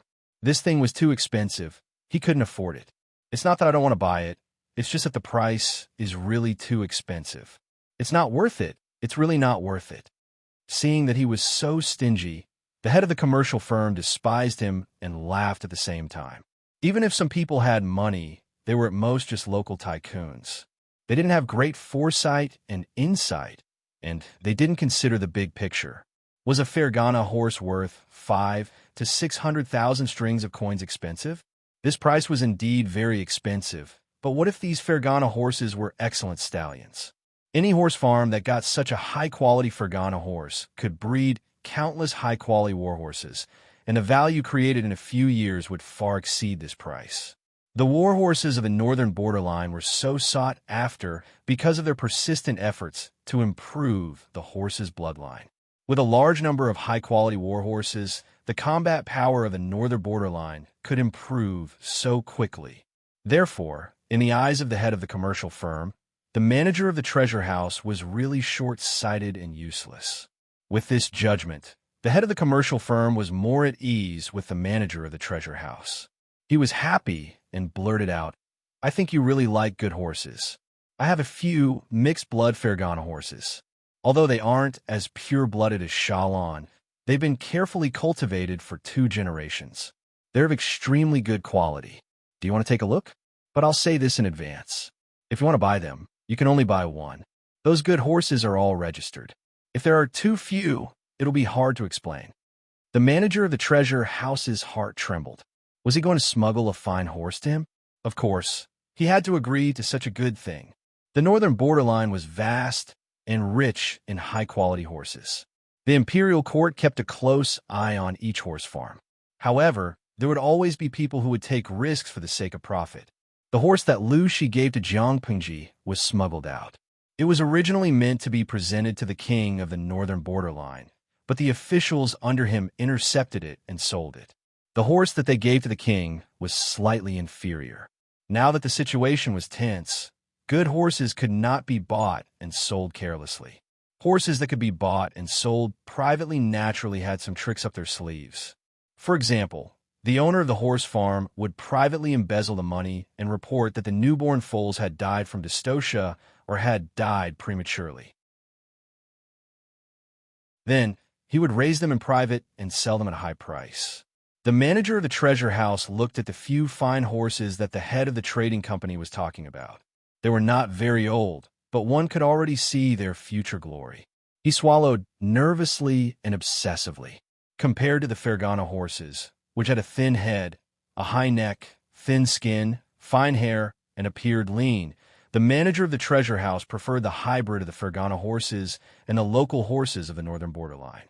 It not only had the advantages of the Fergana horses, such as great strength, speed, and endurance, but it also had the advantages of the local horses, such as strong explosive power, strong weight bearing, light footsteps, and strong physique. Which man wouldn't like it? The Fergana horses of Shalon were good in every way except for one thing, which was that they were slightly lean. However, after 2 generations of hybridization, the horses in front of him that had improved their bloodlines could be said to be real godly horses. The head of the trading company was very satisfied with the obsessive reaction of the manager of the treasure house. He said in a slightly proud tone, "Are you satisfied with what you see?" The manager of the treasure house nodded like pounding garlic and said obsequiously, "I'm satisfied. I can't be more satisfied. I've never seen such a handsome horse in my life. I really have to thank you this time. Otherwise, I wouldn't have the luck to see such a magnificent horse." The head of the trading company was very satisfied. He said, "If you like it, you can pick anyone. We're old friends, so I'll give you the best price." The manager of the treasure house didn't know much about horses, but he knew that if the dozen or so horses in front of him were not good, the head of the trading company wouldn't have valued them so much. Therefore, he didn't have to worry about the quality of the fine horses. He only needed to pick the best-looking one. Yes, he was a beauty lover. The color of these fine horses was very pure. Among a group of brown, brownish red, brownish yellow, and pure black horses, the manager of the treasure house saw the snow-white horse at first glance. There was not a trace of other colors on its body, and it had a light body and vigorous gait. It was a beauty among horses. What a beautiful little girl. I'll choose this one. The manager of the treasure house raised his hand and touched the mane of the horse. The horse snorted but didn't reject it. Its temperament was very docile. The head of the trading company was strangely silent for a moment. "This is a male. The manager of the treasure house. A male?" He was surprised and asked, "Has this horse been gelded?" The head of the trading company said, "This horse hasn't been gelded yet." What was gelding? To put it bluntly, it was castration. Male war horses were all castrated. They were the so-called geldings. These male horses were more docile and easy to tame. They also wouldn't go into estrus. After all, anything could happen on the battlefield. If a male horse went into estrus, who would be able to tame it? The horses used for riding were all gelded. Each horse farm would keep the best quality male horses as stud horses to breed excellent offspring. The expression of the manager of the treasure house became even more strange. He couldn't help but look at the horse. A gelding that hadn't been gelded could have such a good temper? The other party seemed to grin and laugh at his lack of knowledge. The head of the trading company said, without hesitation, "This horse hasn't been gelded. Its temperament is volatile and it's not easy to tame. Do you want to change to another one?" The manager of the treasure house shook his head and said, "I like the color white. It's the only one here that's white, and it's so beautiful. I'll choose it." "Oh, as long as you like it." The manager of the treasure house left with the big white horse. The money was directly deducted from the smuggled colored glass of the heavenly palace. At the end of September, the sky rained. The dry land in the north finally had rain to moisten it. On the day it rained, Dien Yen, the rough man, rushed to the government office with a face full of ecstasy to report the good news. My lord, it's raining. It's finally raining." Jiang Pengji raised her eyelids and put down the brush and ink in her hand. She got up and picked up the cloak beside her to put it on. "It's raining. Why are you so surprised?" Even so, Jiang Pengji's words still carried a faint smile. In this era, the heavens depended on what people ate. In the past, artificial rain could still be made, but now it couldn't. The autumn harvest was getting closer and closer, but the weather showed no signs of improving. The dug canals were gradually drying up. The people's hearts were wavering. Jiang Pengji was worried about how to appease the people, but she didn't expect the heavens to give her face. It started to rain without warning. At first, it was drizzling. It became raindrops the size of beans, falling with a pitter-patter. The people of Fengyi County were ecstatic. Every household took out their pots and pans to collect the water. The farmers who were worried about their fields were overjoyed. They shouted and rushed into the rain, laughing loudly.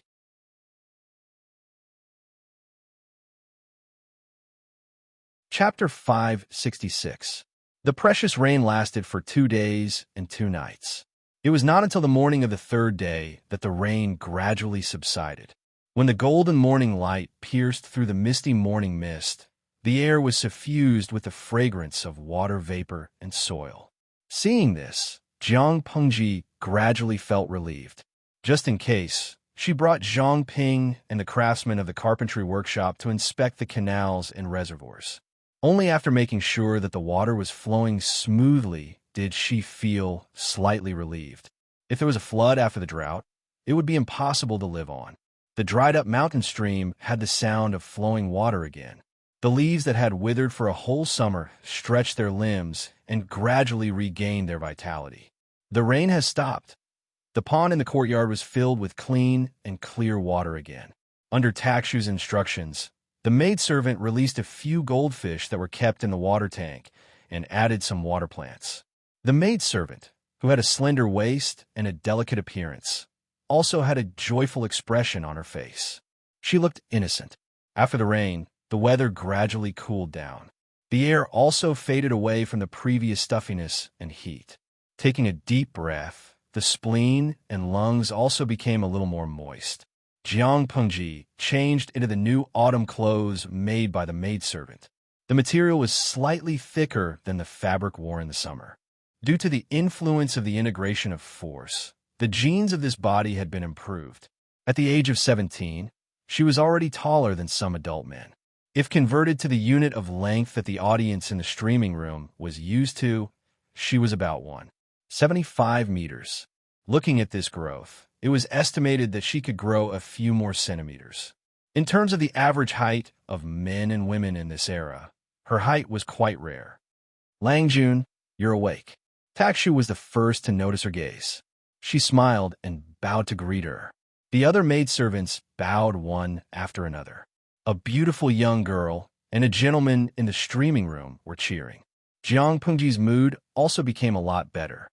Yes, she nodded and said, I'm going to the government office. Rainwater hung on the branches and dripped down.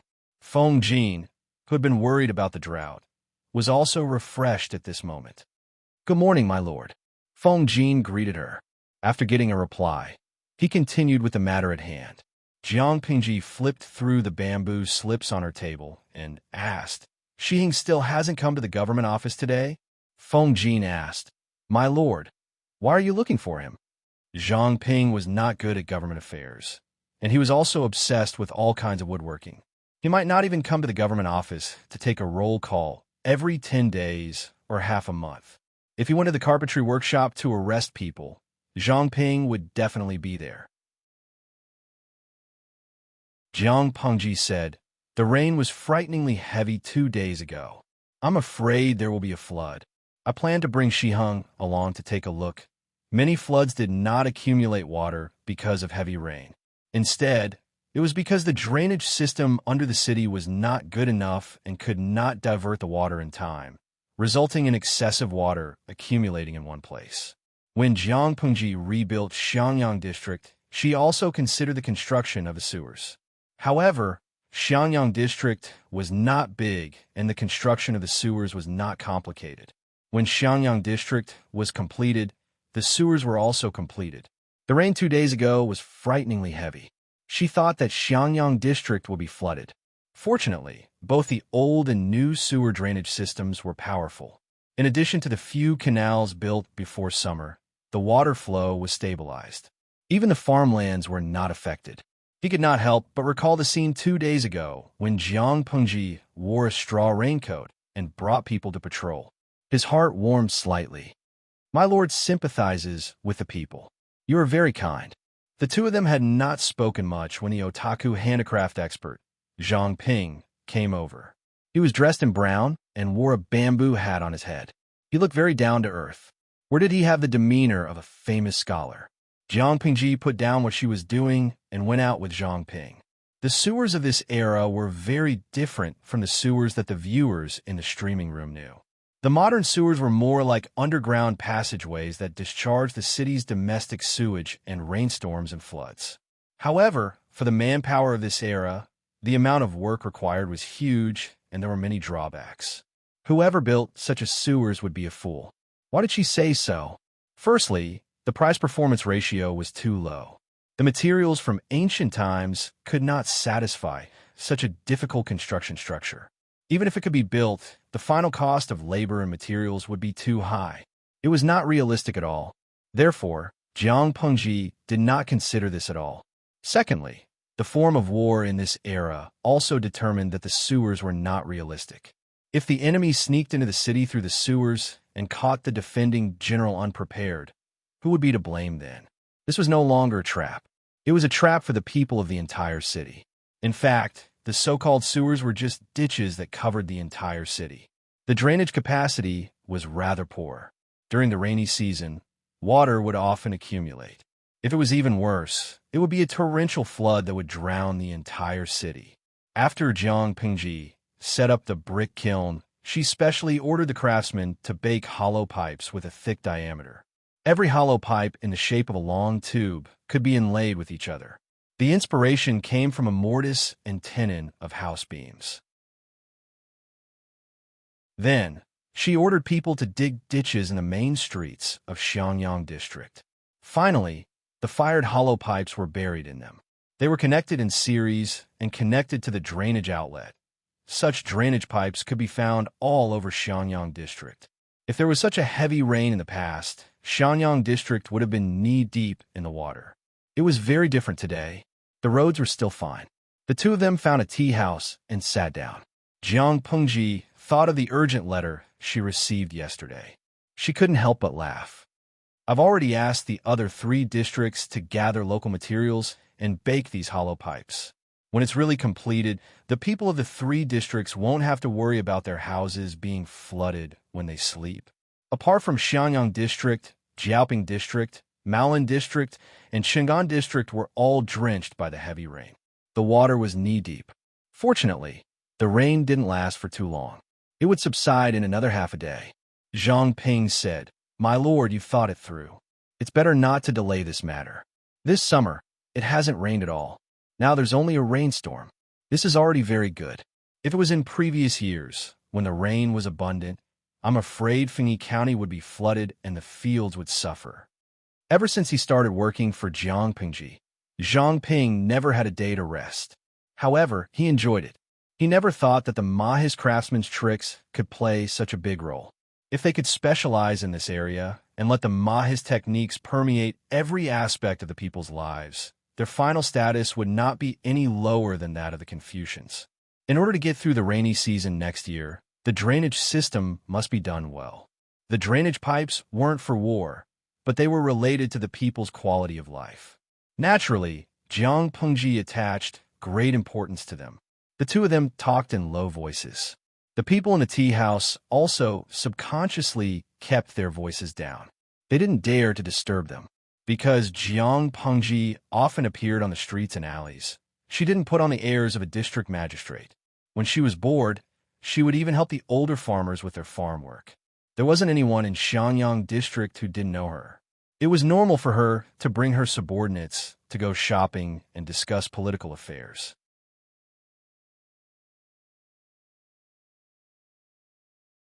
Chapter 567. The government office is flooded. The rain is too heavy. Yangtze tied a knot at the hem of his shirt, revealing his 2 bare calves soaking in the water. He moved the bamboo slips and documents to the cabinet for a long time. He was so tired that he was panting and could not straighten his back. Wei Si sat on the 2 stacked tables and looked at him with a smile. "Jingrong, you eat and drink all day without doing any work. Are you suffering now? Look at how many bamboo slips you've moved but you're so tired that you can't straighten your back. This won't do. Yang Si was so tired that his forehead was sweating. Unfortunately, Wei Si was still making sarcastic remarks. He could not help but glare at him fiercely. Don't be so arrogant, you fox. When this matter is over, I'll go far away and never see you again, you black-hearted fox. Yang Si and the boy's servant panted as they moved the bamboo slips. Wei Si sat on the table to avoid the water. What was this? Unfortunately, Wei Si was weak. If he was asked to do the hard work, he might fall into the water. Wei Si lifted his sleeves to cover his lips and smiled. You can say this if you can walk away. He had boarded Her Majesty's pirate ship and still wanted to leave. How could there be such a good thing in the world? Yang Si's anger rose. He regretted coming to Chang'an District for the umpteenth time. If he had known earlier, he would have stayed under Prince Changshuo's tent. It was not worth it to sell himself to Jiang Pengji, Zhou Bapi, just for a few meals.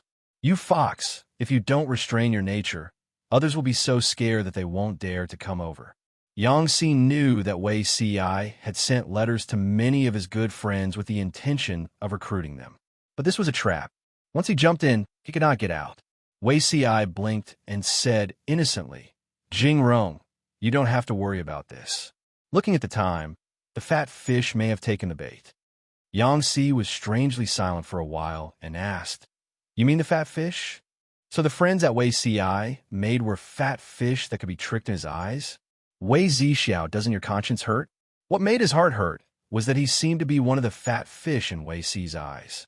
If he had not walked right into the trap, he might have received a recruitment letter from Wei Si. Thinking of that scene, Yang Si felt that he was about to have a mental breakdown. He wished that he could throw Wei Si into the water. You damned fox, see if I don't crush you to death today. I'm enforcing justice on behalf of heaven. Yang Si rolled up his sleeves and looked like he was going to fight Wei Si to the death. Watching the two teachers bickering and fooling around, the errand boy felt extremely tired. When it came to hard work, his master had only helped a little. The heaviest work still fell on him. The drainage pipes in Chang'an District had not been paved yet. The previous drainage ditches were broken and old. After 2 days of heavy rain, the entire city had turned into a vast ocean. Fortunately, the water was not deep. Yang Si led the people to drain the water urgently. By noon, the water in the city had basically been emptied. The situation in the other 2 counties was worse than Chang'an District, but compared to before, the situation had improved a lot. This heavy rain alleviated the drought in the north. The dry and cracked farmland was soaked in a layer of water. The dry and hard soil also turned into soft silt. Yang Si and the others began to get busy. On one hand, they had to keep an eye on the construction of the houses in the city. On the other hand, they had to keep an eye on the burning of the hollow pipes. After the burning was done, they had to lead people to dig the ditches, drain the water in the ground, dry it, and then bury the hollow pipes. Because Chang'an District was this year's experimental county for farming, the number of wastelands reclaimed was huge. The people still needed to work day and night.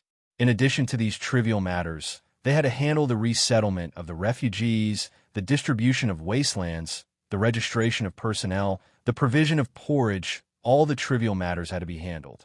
I really hate that I didn't give me more hands when I was born. These days, Yang Si was so busy that his eye sockets were sunken, his eye bags were dark, and his eyes were bloodshot. Even if the government office specially assigned a private chef for him, he could not be happy because he was so damn tired that he did not even have time to eat. Wasn't this a trap? Yang Si said shakily.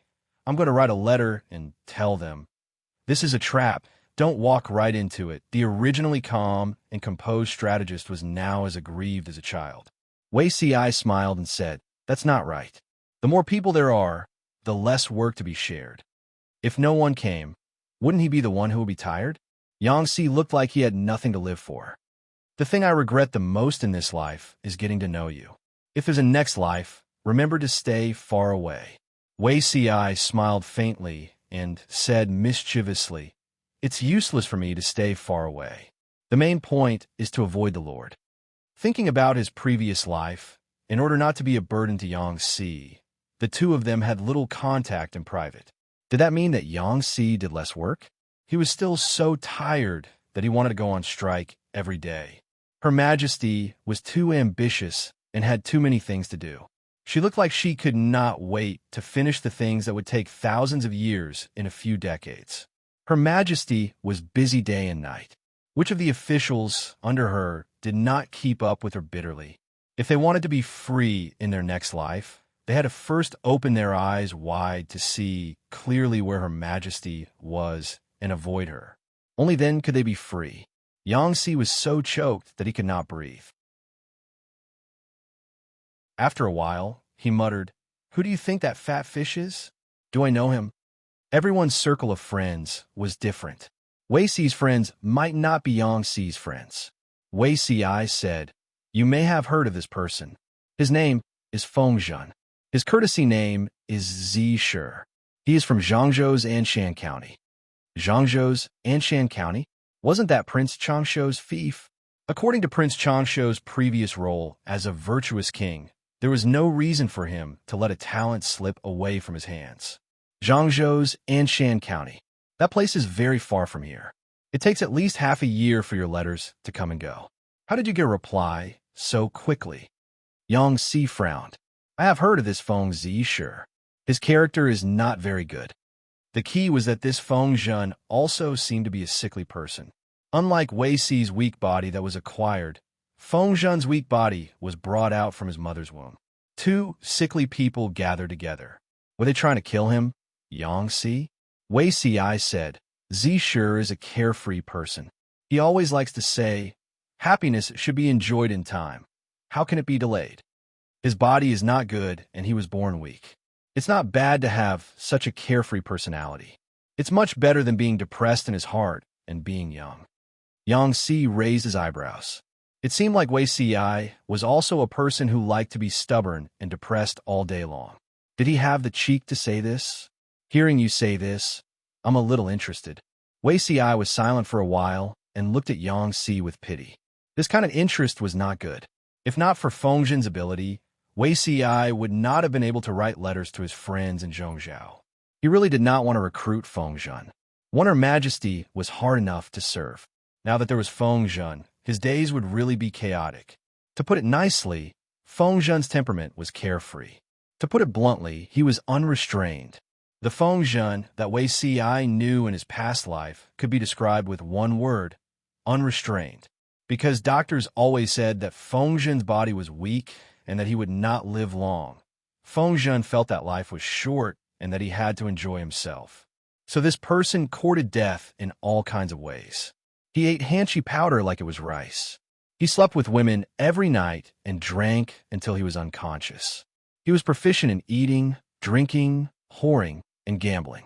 He thought about how to court death all day long and how to court death.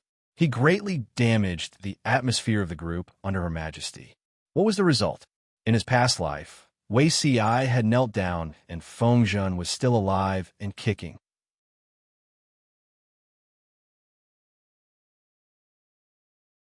Chapter 568. My lord, Ping feels a little strange. Jiang Pengji smiled as she took a pair of chopsticks and asked him, What's strange? She brought Zhang Ping to inspect all the drainage points in Xianyang district and found that the drainage pipes were operating normally. Coincidentally, the scorching sun was high above their heads and their stomachs were empty. Jiang Pengji and Zhang Ping found a table in a restaurant and planned to order a few dishes to make up for a meal. Coincidentally, the restaurant was opened by the government and was named Greeting Guest House. She looked around. The restaurant's decoration was simple and elegant. The environment was quiet and secluded. It was indeed a good place to eat. Yes, Wei Si did a good job in this area. Not long after they sat down, the curtain of the small room was lifted and a waiter with a broken palm came in. The waiter looked at Jiang Pengji and Zhang Ping in astonishment. He was stunned for a while before he knelt down heavily. Your humble servant greets you, my lord. The restaurant was opened by the government. The employees were either injured retired soldiers or the families of soldiers who died in battle. The waiter in front of them was a soldier who retired due to disability. He found a position as a waiter in the restaurant. Although he was a waiter, it was a veteran who had been to the battlefield. He could also be a hired thug. His monthly salary was enough to support a family of 3. Until now, the veteran still insisted on the habit of daily morning training. Although he was disabled, he was in good spirits. Jiang Pengji said, "Get up. Shihing and I are just here for a meal. Don't be so formal." The waiter got up obediently, but he was still somewhat restrained. Jiang Pengji took a roll of bamboo slips. It was the menu of the restaurant. The ideas provided by the viewers in the streaming room were written on each bamboo slip. They were categorized and looked very novel. Jiang Pengji looked at the names of the dishes and ordered 3 vegetarian dishes and 2 meat dishes. She then passed the menu to Zhang Ping. She took the opportunity to ask some questions. Basically, she asked about the veteran's life after he was disabled and retired. The veteran slowly let go of his courage and was not so restrained. She asked a question, and the veteran answered it honestly. "Your humble servant's life is not bad, my lord. A few months ago, Iceman made a matchmaker and married a wife. She is now 3 months pregnant. The work in the restaurant is not heavy. I come to clean at dawn every day and prepare to open the restaurant. I close at dusk. I get 2 salaries every month. My family eats, wears, and has a lot of money left every month. My wife is also hardworking. She knits a sweater at home." Jiang Pengji asked in detail, and the veteran had a lot to say. His face was flushed with excitement, and there was no hint of gloom. Zhang Ping silently looked through the menu 17 to 18 times, buying time for his lord. Hard Cuban. Work starts at 5 o'clock in the morning and closes at 9 o'clock in the evening. Forget it. That means work starts at 5 o'clock in the morning and closes at 9 o'clock at night? Would it be too tiring? Now that he had lost his left hand, would it be inconvenient for him to live? If this was the modern era, he might still be able to reattach his hand, but in ancient times, he would be crippled for life. Strive for next month. Listen carefully to their conversation. This veteran can receive 3 years of disability compensation. That's quite a lot. He's working as a waiter and a bodyguard, earning 2 people's wages. His life should be pretty good, right? After watching the live stream for a long time, the audience more or less understood Jiang Pengji's situation. The veteran's life was not bad. Midnight Xiuxian. By the way, why do they have to give the disability allowance for 3 years? Can't they just give it all at once? With Yu Changxian, according to my analysis, there are probably 2 reasons. If they give it all at once, the burden on the streamer will be huge. After all, it's not a single soldier's death or injury. Secondly, if they don't restrain themselves and spend it all, what will they do in the future? I think the 3-year allowance is to give the veteran some buffer time. In 3 years, if they're patient, they can learn a trade to make a living. When the time comes, they can still support themselves without the allowance. Although the audience in the live stream did not all guess correctly, it was not far from Jiang Pengji's intention. The veteran was hardworking, and the wife he married was also capable. There was still hope for the family's life. Jiang Pengji nodded, and Zhang Ping tactfully handed the menu back to the veteran. After the veteran left, Zhang Ping said, "Business at the guest house is not bad. The food in the restaurant was delicious, and it was always full of guests at mealtimes. Even though the price was 4 to 5 times more expensive than ordinary restaurants, there were still people who came to support them. Of course, the people did not have the money to eat there often, but they could afford to eat there occasionally." Jiang Pengji said, "When the business of the restaurant stabilizes, I plan to let the chef teach the recipes of ordinary dishes to other restaurants in the county." Zhang Ping was stunned and did not react for a moment. Why did the Lord suddenly say this? Jiang Pengji said, "The officials don't compete with the people, and the people can't afford to compete. The business of the guest house is good enough. If it continues to grow, it will definitely suppress the restaurants of other people, which goes against my original intention. Let the chef publicize the recipes of ordinary dishes, and the people can also eat cheap and delicious food. The guest house will continue to take the more expensive route, and the 2 will not interfere with each other." Jiang Pengji thought for a long time about the name of the restaurant. In the end, she accepted the audience's suggestion and named it Guest House. To put it bluntly, it was a problem of the customer base. The restaurant of the common people served the common people, and a meal did not cost much. The dishes made by the guest house were more expensive, and they served customers with financial ability. They took the middle and high-end route and tried to separate the customer base of the two. Jiang Pengji was not short of money. She could afford to subsidize the disabled soldiers, but there was no need to steal the business of the common people. Zhang Ping understood and could not help but feel emotional. When she was unreliable, his lord was really unreliable. But when the lord was reliable, a wise ruler was nothing more than that. How many high-ranking people took the people's money in an unsightly manner? Only his lord could see it clearly, and she did it flawlessly. While the two were talking, a frightening cough came from the restaurant next door. Zhang Ping suddenly thought of something and said, "My lord." Zhang Ping remembered what was wrong. There were coughs along the way. He did not know when it started, but Zhang Ping could always hear the coughs. Who was he muttering about before? Why did he come out to wander around when he was so sick? Now, his expression turned serious, and he raised his hand to pull out the short dagger from his waist. He looked dangerously in the direction of the coughs. They were being followed all the way. Jiang Pengji smiled and waved her hand at him. "Put away, it's just a meal." Zhang Ping was an introverted scholar with mediocre martial arts skills, but Jiang Pengji was not. She knew long ago that someone was following them. Zhang Ping was surprised, and he sheathed the dagger before the waiter served the dishes. "My lord, you knew long ago?" Zhang Ping asked. "Wells." Jiang Pengji smiled and turned her body to make it convenient for the waiter to set up the table. Who doesn't know this face in Xiangyang district? I'm not popular either. What if someone finds me an eyesore and tries to harm me when I'm alone? If your lord did not have this little bit of vigilance, how would she dare to bring a weakling around the district? Let's eat. We'll meet the person next door after we're full. As soon as she finished speaking, the coughs became more intense.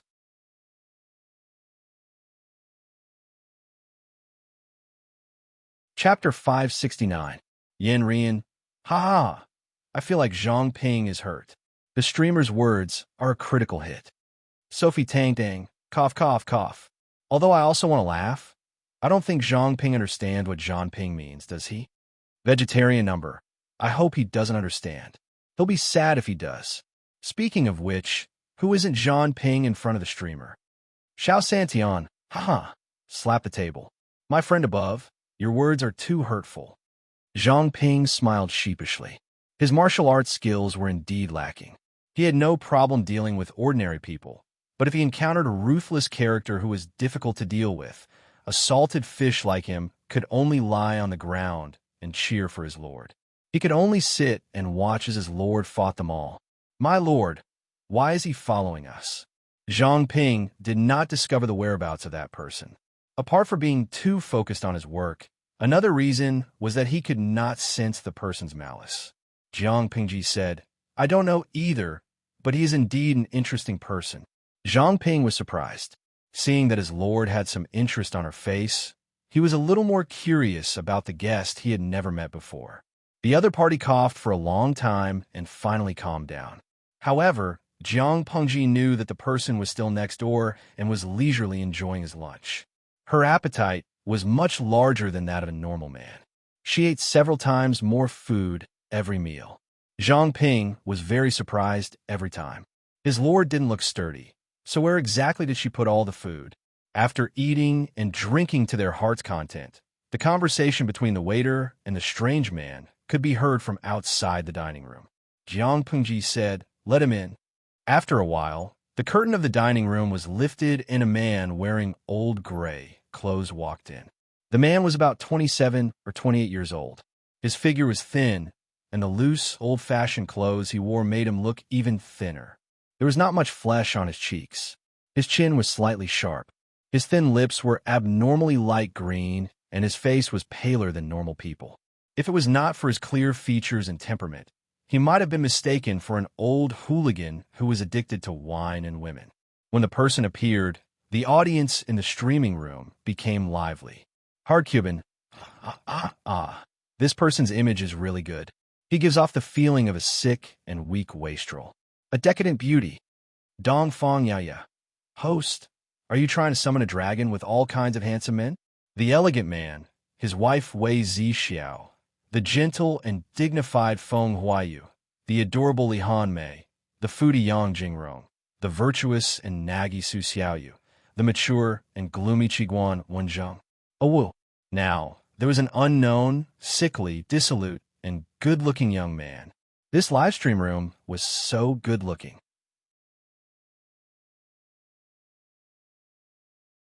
Tang Xiao Yao is also me. Haha, there's nothing wrong with these descriptions. But what the hell is Yang Jingrong, a foodie and stupid person? Be careful of Yang C looking for you to have a heart-to-heart talk in the middle of the night. Yang C's description to Beauty Wei Ci was clearly overthinking, sinister, and good at using poisonous tricks. Xiuxian Tai Shuang. If Prince Charming Yang C really wants to settle accounts in the middle of the night, remember to inform him to come to my bed. The bed is already warmed. Jiang Pengji glanced at the newcomer. He didn't stand on ceremony at all. He shamelessly found a seat near Jiang Pengji and sat down. She suddenly said, "If you don't want to die young, with no one to take care of the orphans, it's better to stop using Hanshi powder." That person looked at Jiang Pengji. Zhang Ping also looked at the unfamiliar man in astonishment. You've been consuming Hanshi powder for at least 4 years. If this continues, you'll have to report to the King of Hell. Recently, you've been consuming Hanshi powder. The interval between each use is getting shorter and shorter. If you don't make up your mind to quit, you can even consider which tomb to be buried in after you die. Have you experienced the feeling of your addiction acting up? If it acts up and you can't buy Hanshi powder, do you think you have the willpower not to beg others? She asked with a natural expression. I can see that you're quite an arrogant person. You probably don't want others to see you at your most pathetic state. The young man originally had a disdainful smile on his face. The more he listened, the worse his expression became. His dark eyes carried a stern look. Zhang Ping was dumbfounded as he listened. Jiang Pengji said to herself, "Forget it. I think you're not suitable." The young man was astonished. He didn't say anything. The indignation and anger in his heart rose again. "What do you mean by this?" Jiang Pengji said bluntly. "Although you didn't say anything, when you came in, I already knew everything. You observed me and Shiheng along the way. Did you really think I didn't notice? I think you're probably a talent that Zixiao wrote a letter to recruit. You're observing me to see if I'm suitable. However, a wise man can choose his master. Conversely, a master can also choose a wise man.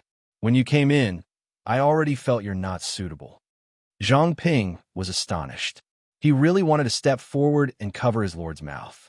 If the young man was really recommended by Wei Ci, he must be a great talent. His lord couldn't court disaster like this. The young man saw Zhang Ping's conflicted expression. His mood became slightly better, but he continued to speak harshly. Such a foolish person is the wise lord that Wei Zixiao thinks highly of. He was ridiculed without understanding him. It made him extremely unhappy. The world is full of talents. There's no shortage of troublemakers. With this body of yours, how many years can you serve me? Jiang Pengji returned with the same harsh sarcasm. Think about it carefully. Between the 2 times you consumed the powder, how long can your mind be clear? A clear mind is an essential requirement for a strategist. The young man was addicted to the powder. Jiang Pengji really didn't dare to use it casually. Talents are talents, but not all talents can be used. The young man was silent for a moment.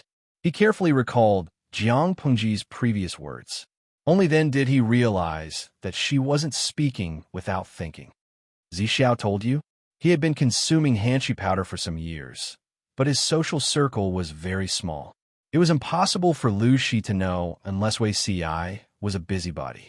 Jiang Pengji replied honestly, "No, Zixiao didn't say anything. He didn't even tell me who he wrote the letter to." The young man was interested and deliberately made things difficult for her. "I think I have the ability to rule over the world. You chase me away just like that. Aren't you afraid that I'll bear a grudge? Although Fengyi County is one of the few fertile lands in the north, the terrain isn't good. It's easy to attack and hard to defend. If I'm determined to take revenge, it's not like I don't have the ability. Jiang Pengji didn't even lift her eyelids. She mocked back, continue to consume the powder. If your body can live to that age, consider it my loss. The corner of the young man's mouth twitched. He almost couldn't hold it in. There's actually someone who has a worse mouth than me in this world. Zhang Ping was afraid that the young man would leave in a huff. However, the young man didn't leave angrily. He even mocked his lord. Every word was harsh. There was a sense of déjà vu that they were evenly matched. The talents of this generation, he really couldn't understand them. The audience in the streaming room couldn't understand them either. The previous Yang Si and the current Feng Zhen, were they all masochists? If they were strategists, they would have slammed the table and left long ago when they met the streamer who had a bad mouth and a bad temper. The young man's surname was Feng, and his given name was Zhen. He was from Zhangzhou's Anshan County. You're tuning in to the Romance Rendezvous YouTube channel. We're so grateful for your support, and don't forget to subscribe to join us on this incredible journey through captivating stories. Your generosity through donations truly makes a world of difference, as it's the primary source of revenue that allows me to expand and enhance this channel for you. Thank you from the bottom of my heart for being a part of this adventure.